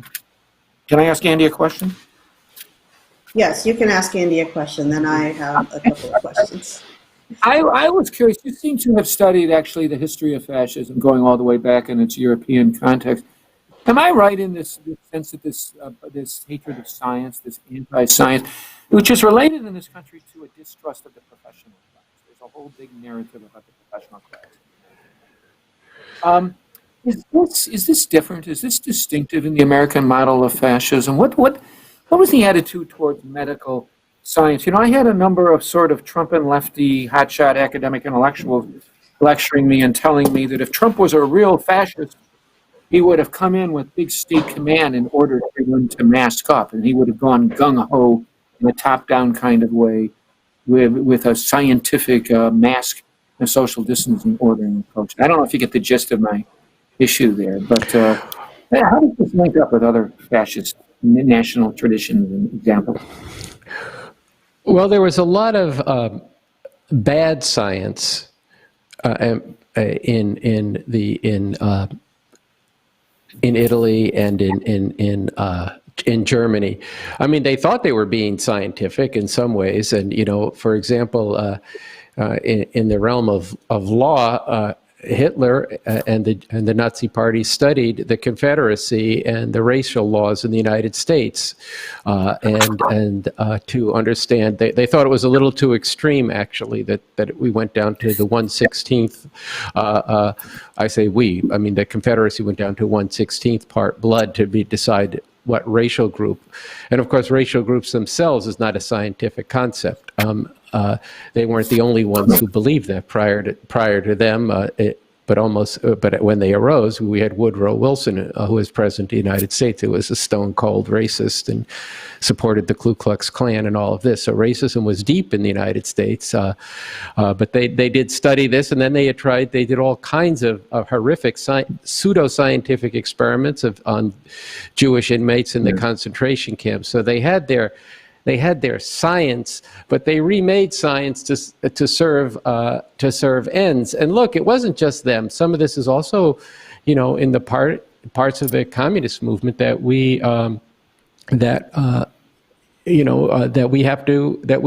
studied and repudiated, including that you start from what you want to happen, and then you develop a theory to get to your desired ends. And this is why I spent maybe a third of what I talked about bringing forward the importance of it. And this has been a very pioneering thing of Bob Avakian. Communism was always, when Marx developed it, a scientific approach to reality. He was very inspired by and followed closely Charles Darwin's work on evolution. But there were parts of communism that were not scientific, including in the first socialist states, that actually contributed to shortcomings and even grievous mistakes in some situations. And, when people say, well, why do you promote Bob Avakian so much? Because he's actually solved that problem and put the science of revolution on a more scientific footing. So this is why, just to get to the question, there's, in the late 19th century and into the 20th century, there's been a premium on science. But the question is, are you going to be thoroughly and consistently scientific, or are you going to allow the ends that you're desiring to dictate the science itself? Do you go where it leads you? So these are important principles that we have to get into. But yeah, it is true that there was a scientific approach within this, the Nazi Party, but it was actually not good science. It was terrible science for the most part. There were weapons that were developed on both sides, and especially in the U.S. side, both during the war, and modes of fighting that were just horrific, and that was same was true of World War I, that were more a product of the competition between nations and the development of imperialism. This is why I'm saying that even as there was with an internet, and there is very important cooperation between doctors in different countries, ultimately that is constrained by the workings of the system, including it's going to get there's two things I'm interested in.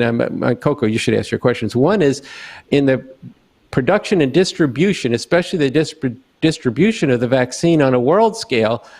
I think we can be fairly sure that the motive of profit in companies that are rooted in different nations is going to be a very big determinant of who gets what and when.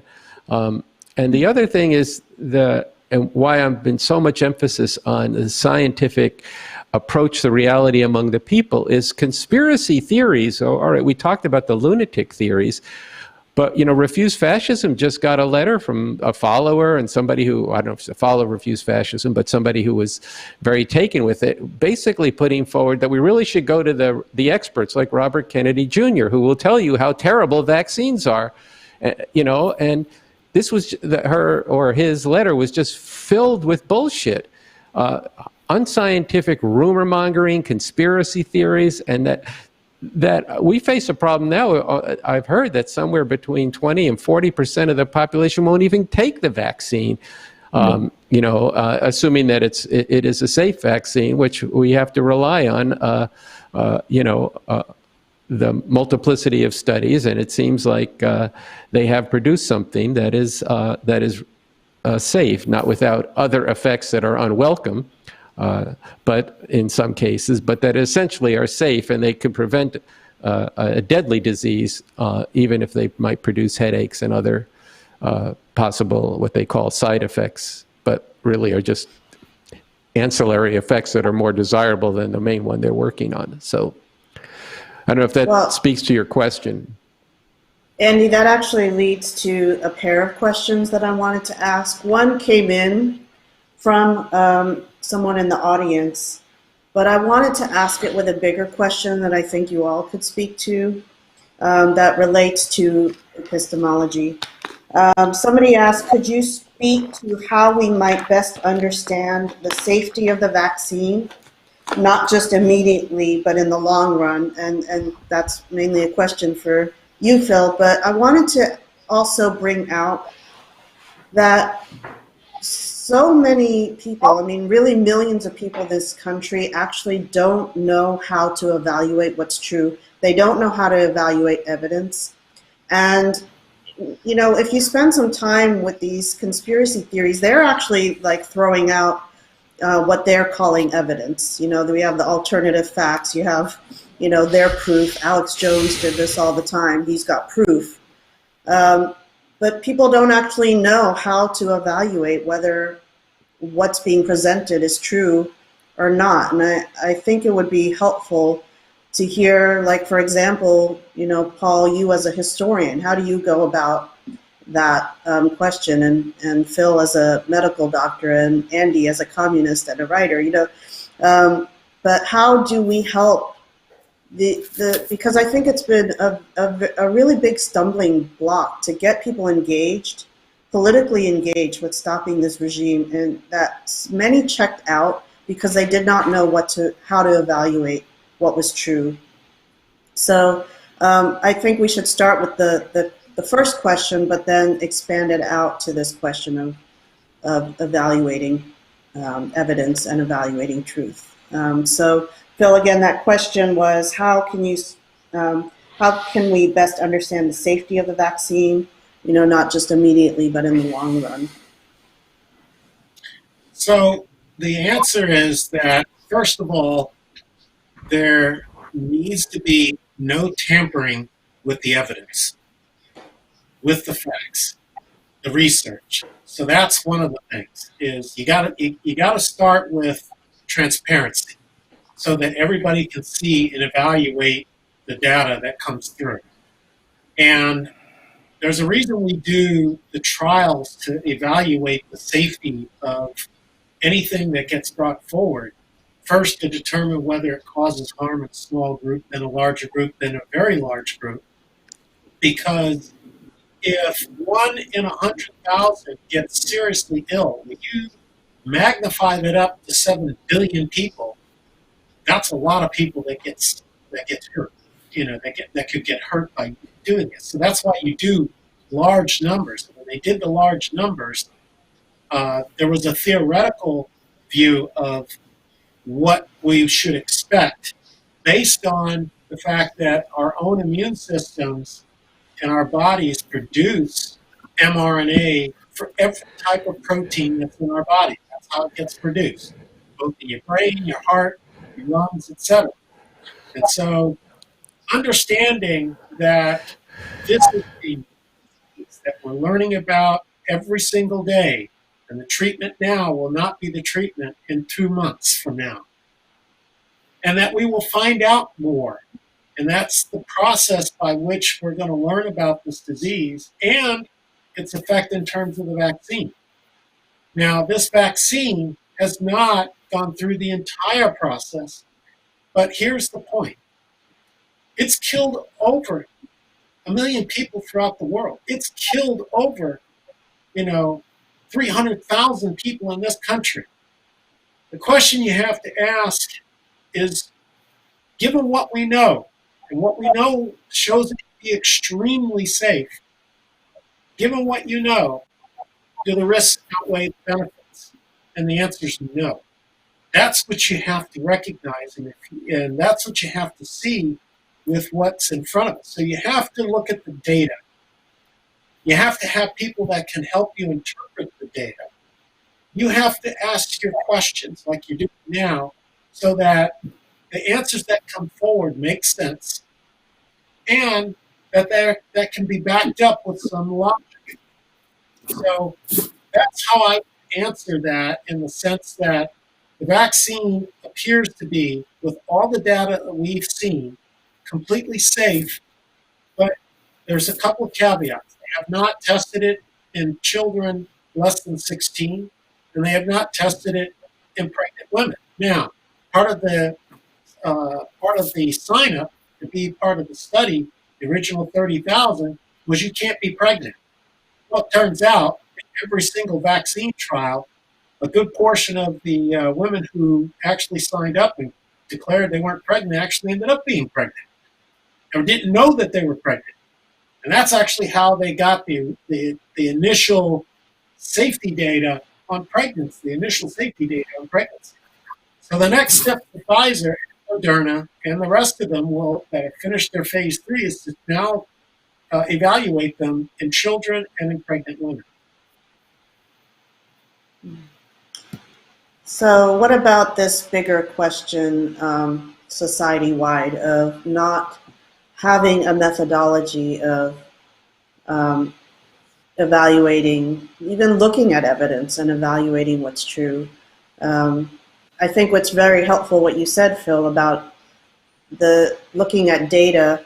This was something that one of these fascist senators was asking somebody who was ousted. I can't remember. It was several months ago, but he was talking about anecdotal evidence as opposed to data.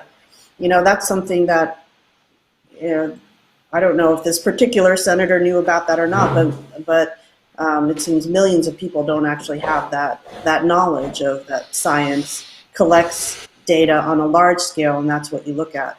But I'd like to hear, Paul, your take on this, and Andy, your take on, how we help people to understand what's true.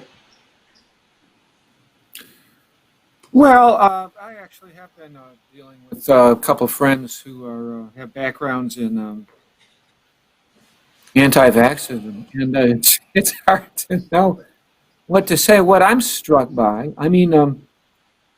like I said, my doctorate's in history. It's not in medical science. It's not in public health. But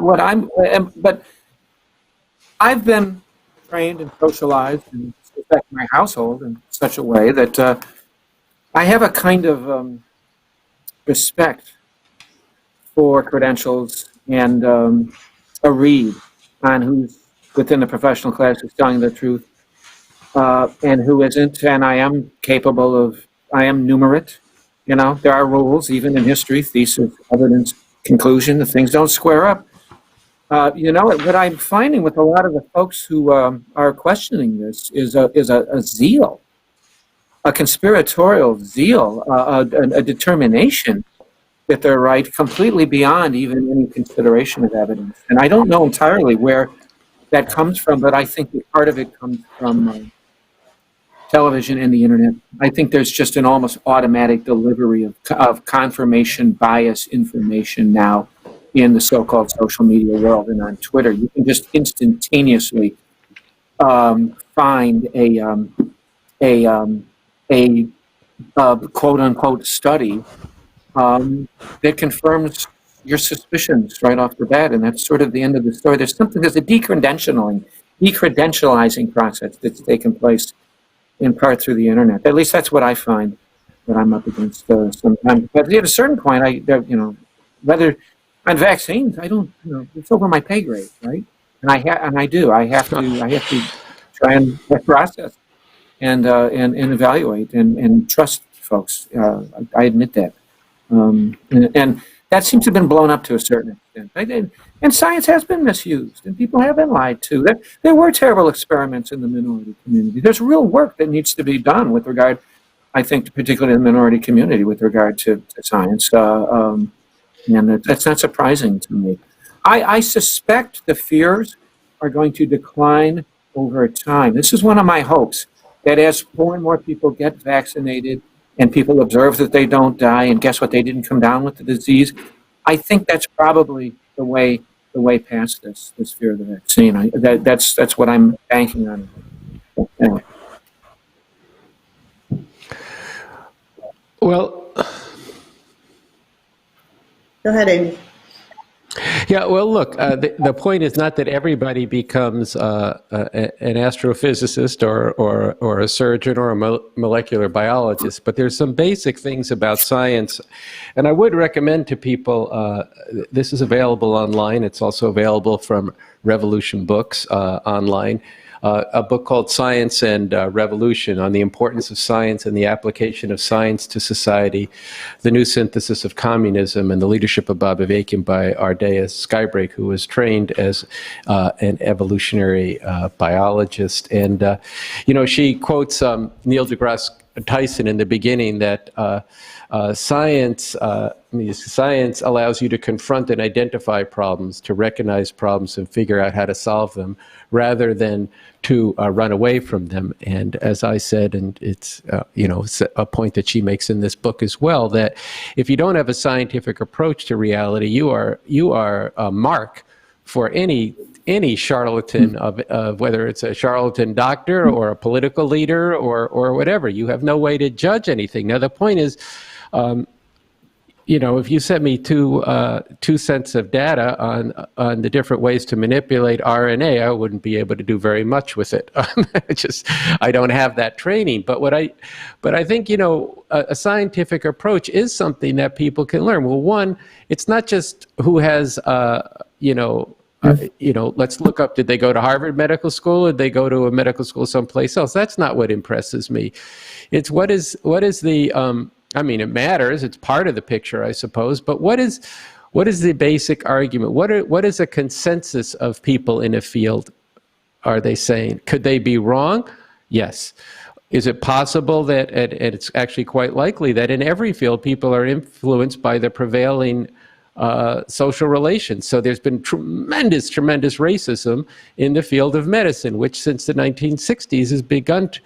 There's been struggle over this thing. There's Doctors Without Borders was formed at a certain point in the last several decades, where people are trying to cooperate, where we're looking into things, where things like the Tuskegee experiment have been exposed and revealed, and these are important things. But you have to look at the entirety of it and get out of this way that, these conspiracy theories is that they take random sets of facts and they throw them at people and say, well, there's the evidence. This letter that we got at Refuse Fascism said, well, the corporations they planned COVID because Naomi Klein says that there's disaster capitalism. That means the capitalists profit off of these crises. Therefore, they must have created this. You see, it seems logical, but it's illogical.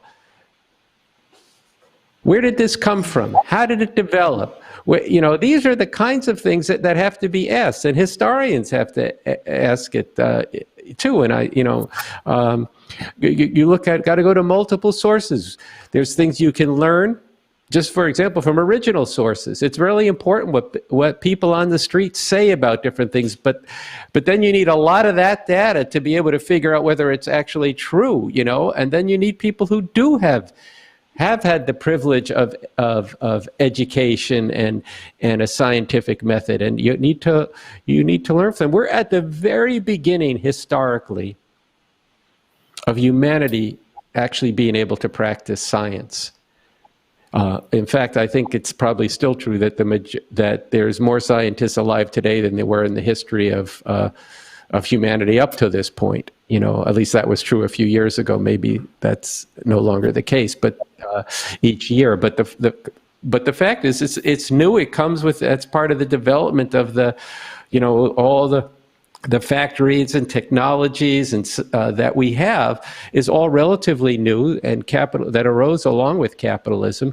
And our contention, my contention, is that the capitalism at this point is a tremendous barrier to that being able to be both to really flourish and to be able to incorporate the creativity of the masses of people, whether it be in medicine, in the treatment of people in the hospital, or more importantly, or just as important, is the prevention of disease. You know, people much malign what was going on in China before capitalism was reestablished in the late 70s, mid 70s. But they had these barefoot doctors, and they prevented tremendous number of diseases by relying on the peasants themselves and teaching them in basic hygiene and how to drain swamps and all kinds of things. There's a tremendous knowledge that people have, native peoples have tremendous knowledge in herbs and different kinds of things that has to then be combined with scientific knowledge of the molecular structure of these things and how they can be manipulated and used. So anybody can learn some basic ways of saying, what's the evidence for it? You read an article, what's the evidence? Does it add up? And what then, and you should turn to varying sources to be able to find out, read a dissenting opinion, but pretty much people go along in this society with what the crowd wants. There's a great play that I would recommend if people want to understand the negative process called The Crucible by a playwright named Arthur Miller that was written about during the anti-communist scare of the early 50s, but it uses the Salem witch trials at the formation of, in New England in the 17th century. So anyway, that's just some stuff. Well, we're coming up on our 2 hours. I want to give everybody a chance to make any closing comments. One thing I wanted to say was, I've actually just lost the thread of what I wanted to say. It was something related to what you just said, Andy. That I think that everybody who does, say that science matters and truth matters, that one place that we can start is by actually really holding people to that and holding each other to that and really challenging ourselves and challenging others who are on the side of humanity to really fully confront reality and fully confront, how truth is undermined and how we can actually get at the truth. I think we could talk all night. I have lots more questions. One of my questions was about how much the regime actually did come up against subjective reality and how that affected them. I don't think we're going to be able to get into it in the next 3 minutes, but Paul, if you want to write about that, that would be great. But I'm going to let you all make any closing comments you want, and then I'm going to say a few things to the audience, and we're going to close out. Why don't we start with Andy? You always start with me. I just spoke for a while. Why don't you let one of my co-presenters? Let somebody else. I've been talking for. I just spoke for a while. I think it'd be better to let others speak for a moment. I'll try to say something brief at the end. No promises on the brief. Phil, do you have any closing comments for us? Sure. I think that the question about science is really important. I think understanding what science is and demystifying it is critical. And understanding that it's a method to understand the world. And anybody can grasp it. It's just you have to unlearn a bunch of junk that you've been taught that really isn't true. And then you begin to see the pathways to actually grasping the methodology and then being able to figure out things for yourself. On the other hand, the people who do grasp it and who do understand it need to stop talking in methodologies and actually breaking it down to people, and so that they can understand it and wield it themselves. And I think that it's one big aspect of this fascist regime that they hit upon the methodology and hit upon science and try and denigrate it and denigrate anybody who's part of that. And so I think that these aspects are something that we have to grasp, that it's a conscious effort. And this is part of the fascist regime. And just like the WHO under fascism is one of these international organizations that is trying to, control the world, and they have to pull out of it. This is that fascist ideology. Where does it come from? let's learn from the previous fascist outlooks and thinking. This is a clear symptom of this. So understanding when they do these things, when they attack scientists, when they attack the methodology, they are actually creating the soil for a fascist regime to take hold and strengthen. The more the masses of people do not have this methodology, the more they're at the mercy of these folks. So it's critical that the masses of people and people all around the world embrace this methodology so mankind can move forward. Thank you so much for being with us tonight, Phil. Paul, you have some closing comments? I'll say quickly, I really hope and pray that we get this COVID thing under control as soon as possible. One thing I've noticed in the Trump years is that, bizarre as it sounds to say, an even bigger catastrophe, as far as I'm concerned, in long-term consequences, which is runaway, anthropogenic, I call it capitalogenic, climate change.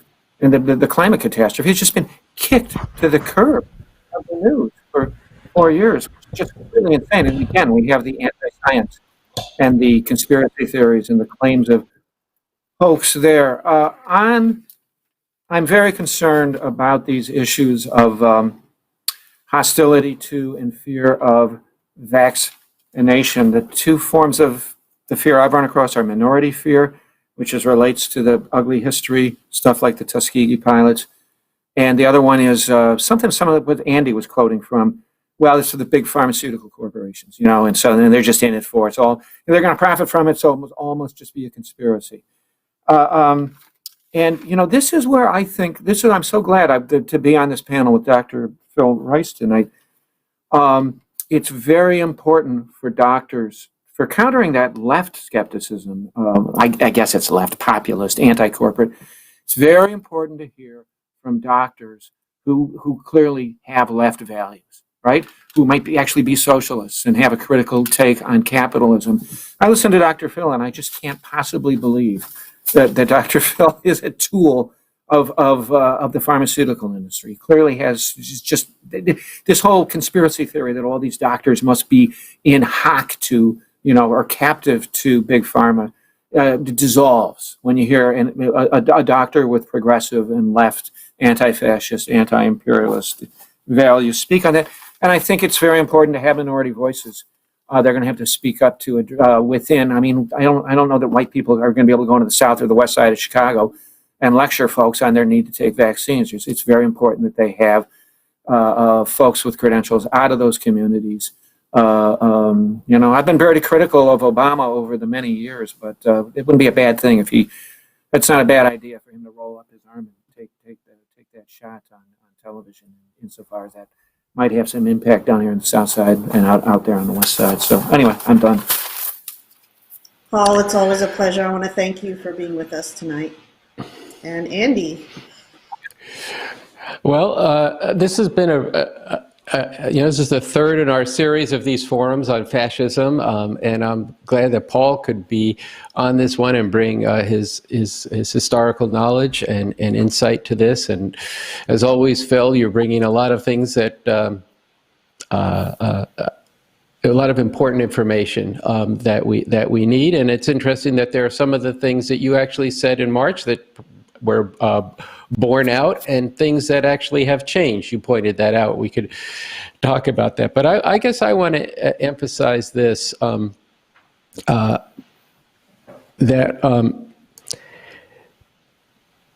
it's a tremendous impediment to any form of social progress if people don't know how to approach the world as it actually is. And obviously this fascist lunacy is put this up into high relief, just the absolute insanity of this QAnon stuff, and basically I don't know how many thousands, almost 30,000 lies out of Trump. But I think, it is important that that the progressive community also not just start from the conclusion they want, but start from reality itself and ask those questions. And it's very important to, first off, it's very important to be able to ask the question, why? What happened? Well, I think you have to start with what happened. What is any one thing? What is it? What is this COVID virus? People need to understand that. and not start with, well, it must be something that's coming from some satanic place, or it's coming from the corporations, which you can actually have a view that the corporations are Satan, and not understanding that this is the corporations themselves and capitalism developed as part of human history, and it's actually a very temporary phenomenon if we have anything to say about it, which we believe that you can move beyond it. So you have to determine based on reality if something is true, and not actually on who's saying it. In terms of the importance of having more Black and Latino doctors, I think that's extremely important, but because then people have some shared experience that they can bring, and people shouldn't be kept out of these professions. But I have to differ here that I think if somebody knows the cure, that my first question to the doctor is not what color are you, what nationality are you, but do you have a scientific approach to this? I really hope that, and I know that people did take the Salk and Sabin vaccines, in actually the other order Salk, then the Sabin vaccine, and these were white guys who developed this in part with teams. That's not the determinant of whether or not something is true.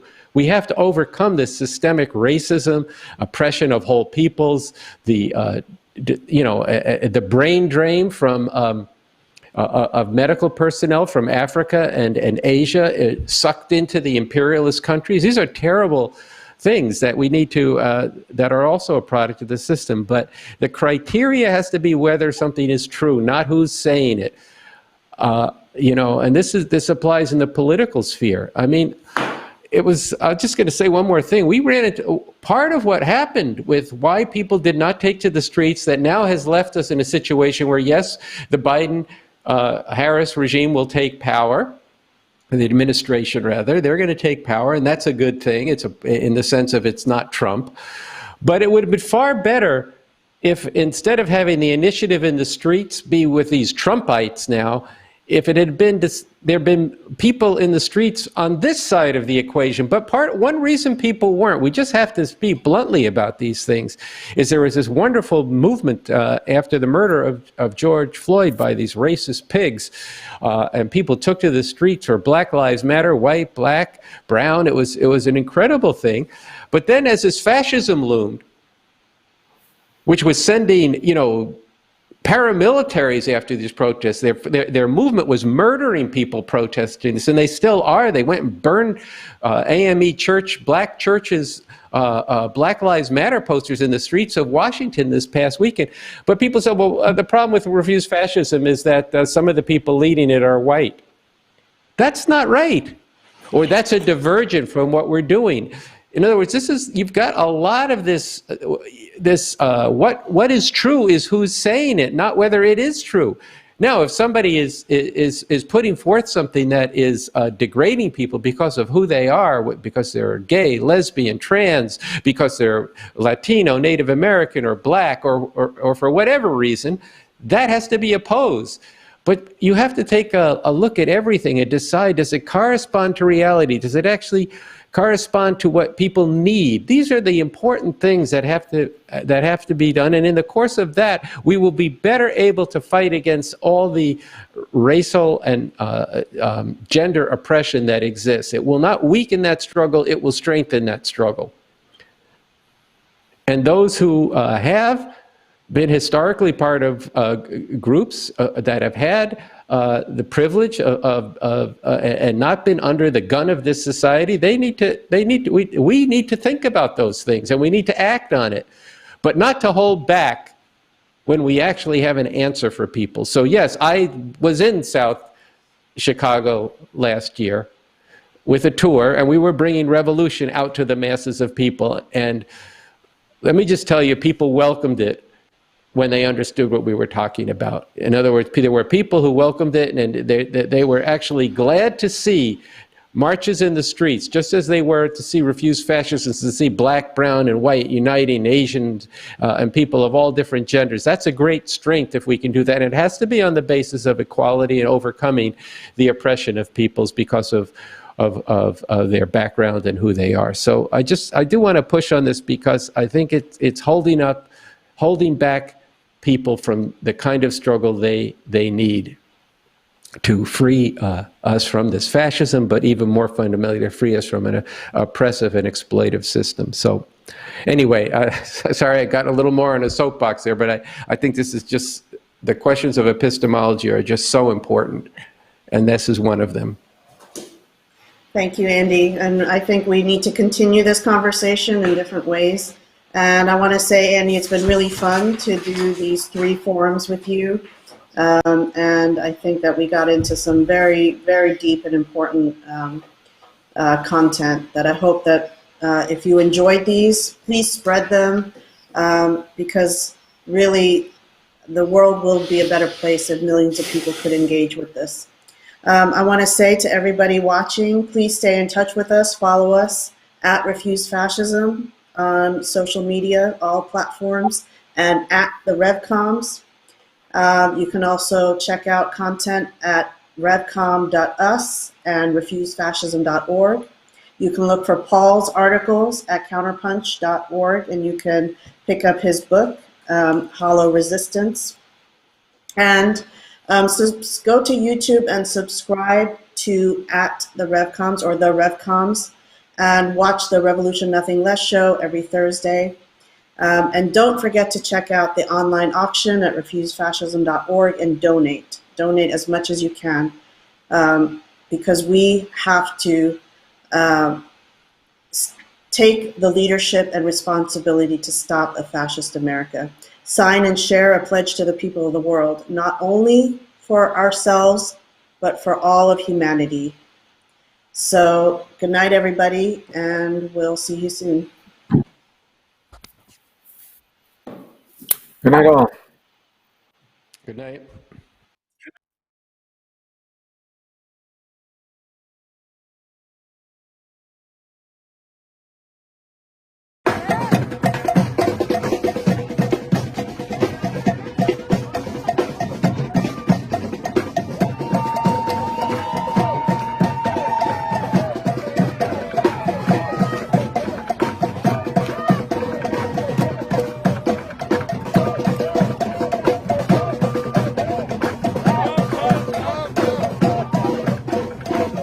In the name of humanity, we refuse to accept a fascist America. The Trump-Pence regime must go. We pledge that we will speak, we will stand, we will shout and march together every day to stop a regime that imperils the people of the world and the earth itself. We will take to the streets day after day and call forth others. We demand Trump-Pence out now. We will not stop until they're gone. We do not comply with the regime putting targets on the backs of Black, brown, and indigenous people, denying women rights and control of their own bodies, forcing LGBTQ people back into the closet. We do not accept a society ruled by hate and bigotry, ignorance and brutality, demeaning and cursing other people's countries, and threatening them with destruction. There can be no more children torn from parents and locked in cages. No more fire and fury from the mouth of a demented bully with his finger on the nuclear trigger. No more mass COVID death from science-hating lunacy. No more law and order of official terror by bullets, batons, and tear gas. No longer can we live with howling mobs resurrecting Jim Crow, fascist thugs attacking our protests. The right to vote stolen by defenders of the Confederacy. We will not worship the flag or accept the theocracy. We will not become collaborators on a march to a racist genocide. We will not hand the future to scorchers of the planet. 4 more years, 4 more months, and it could be too late. Too late to change the course of history as the Trump-Pence regime sabotages the election and drags humanity to the very edge of extinction itself. Here and now, we pledge to unite in our millions, rising together in nonviolent resistance to stop a great horror. We pledge to stay in the streets, overcoming fear and uncertainty until this American fascism is brought to a halt. We pledge our determination to prevail over a regime that imperils the people of the world and the earth itself. In the name of humanity, we refuse to accept a fascist America.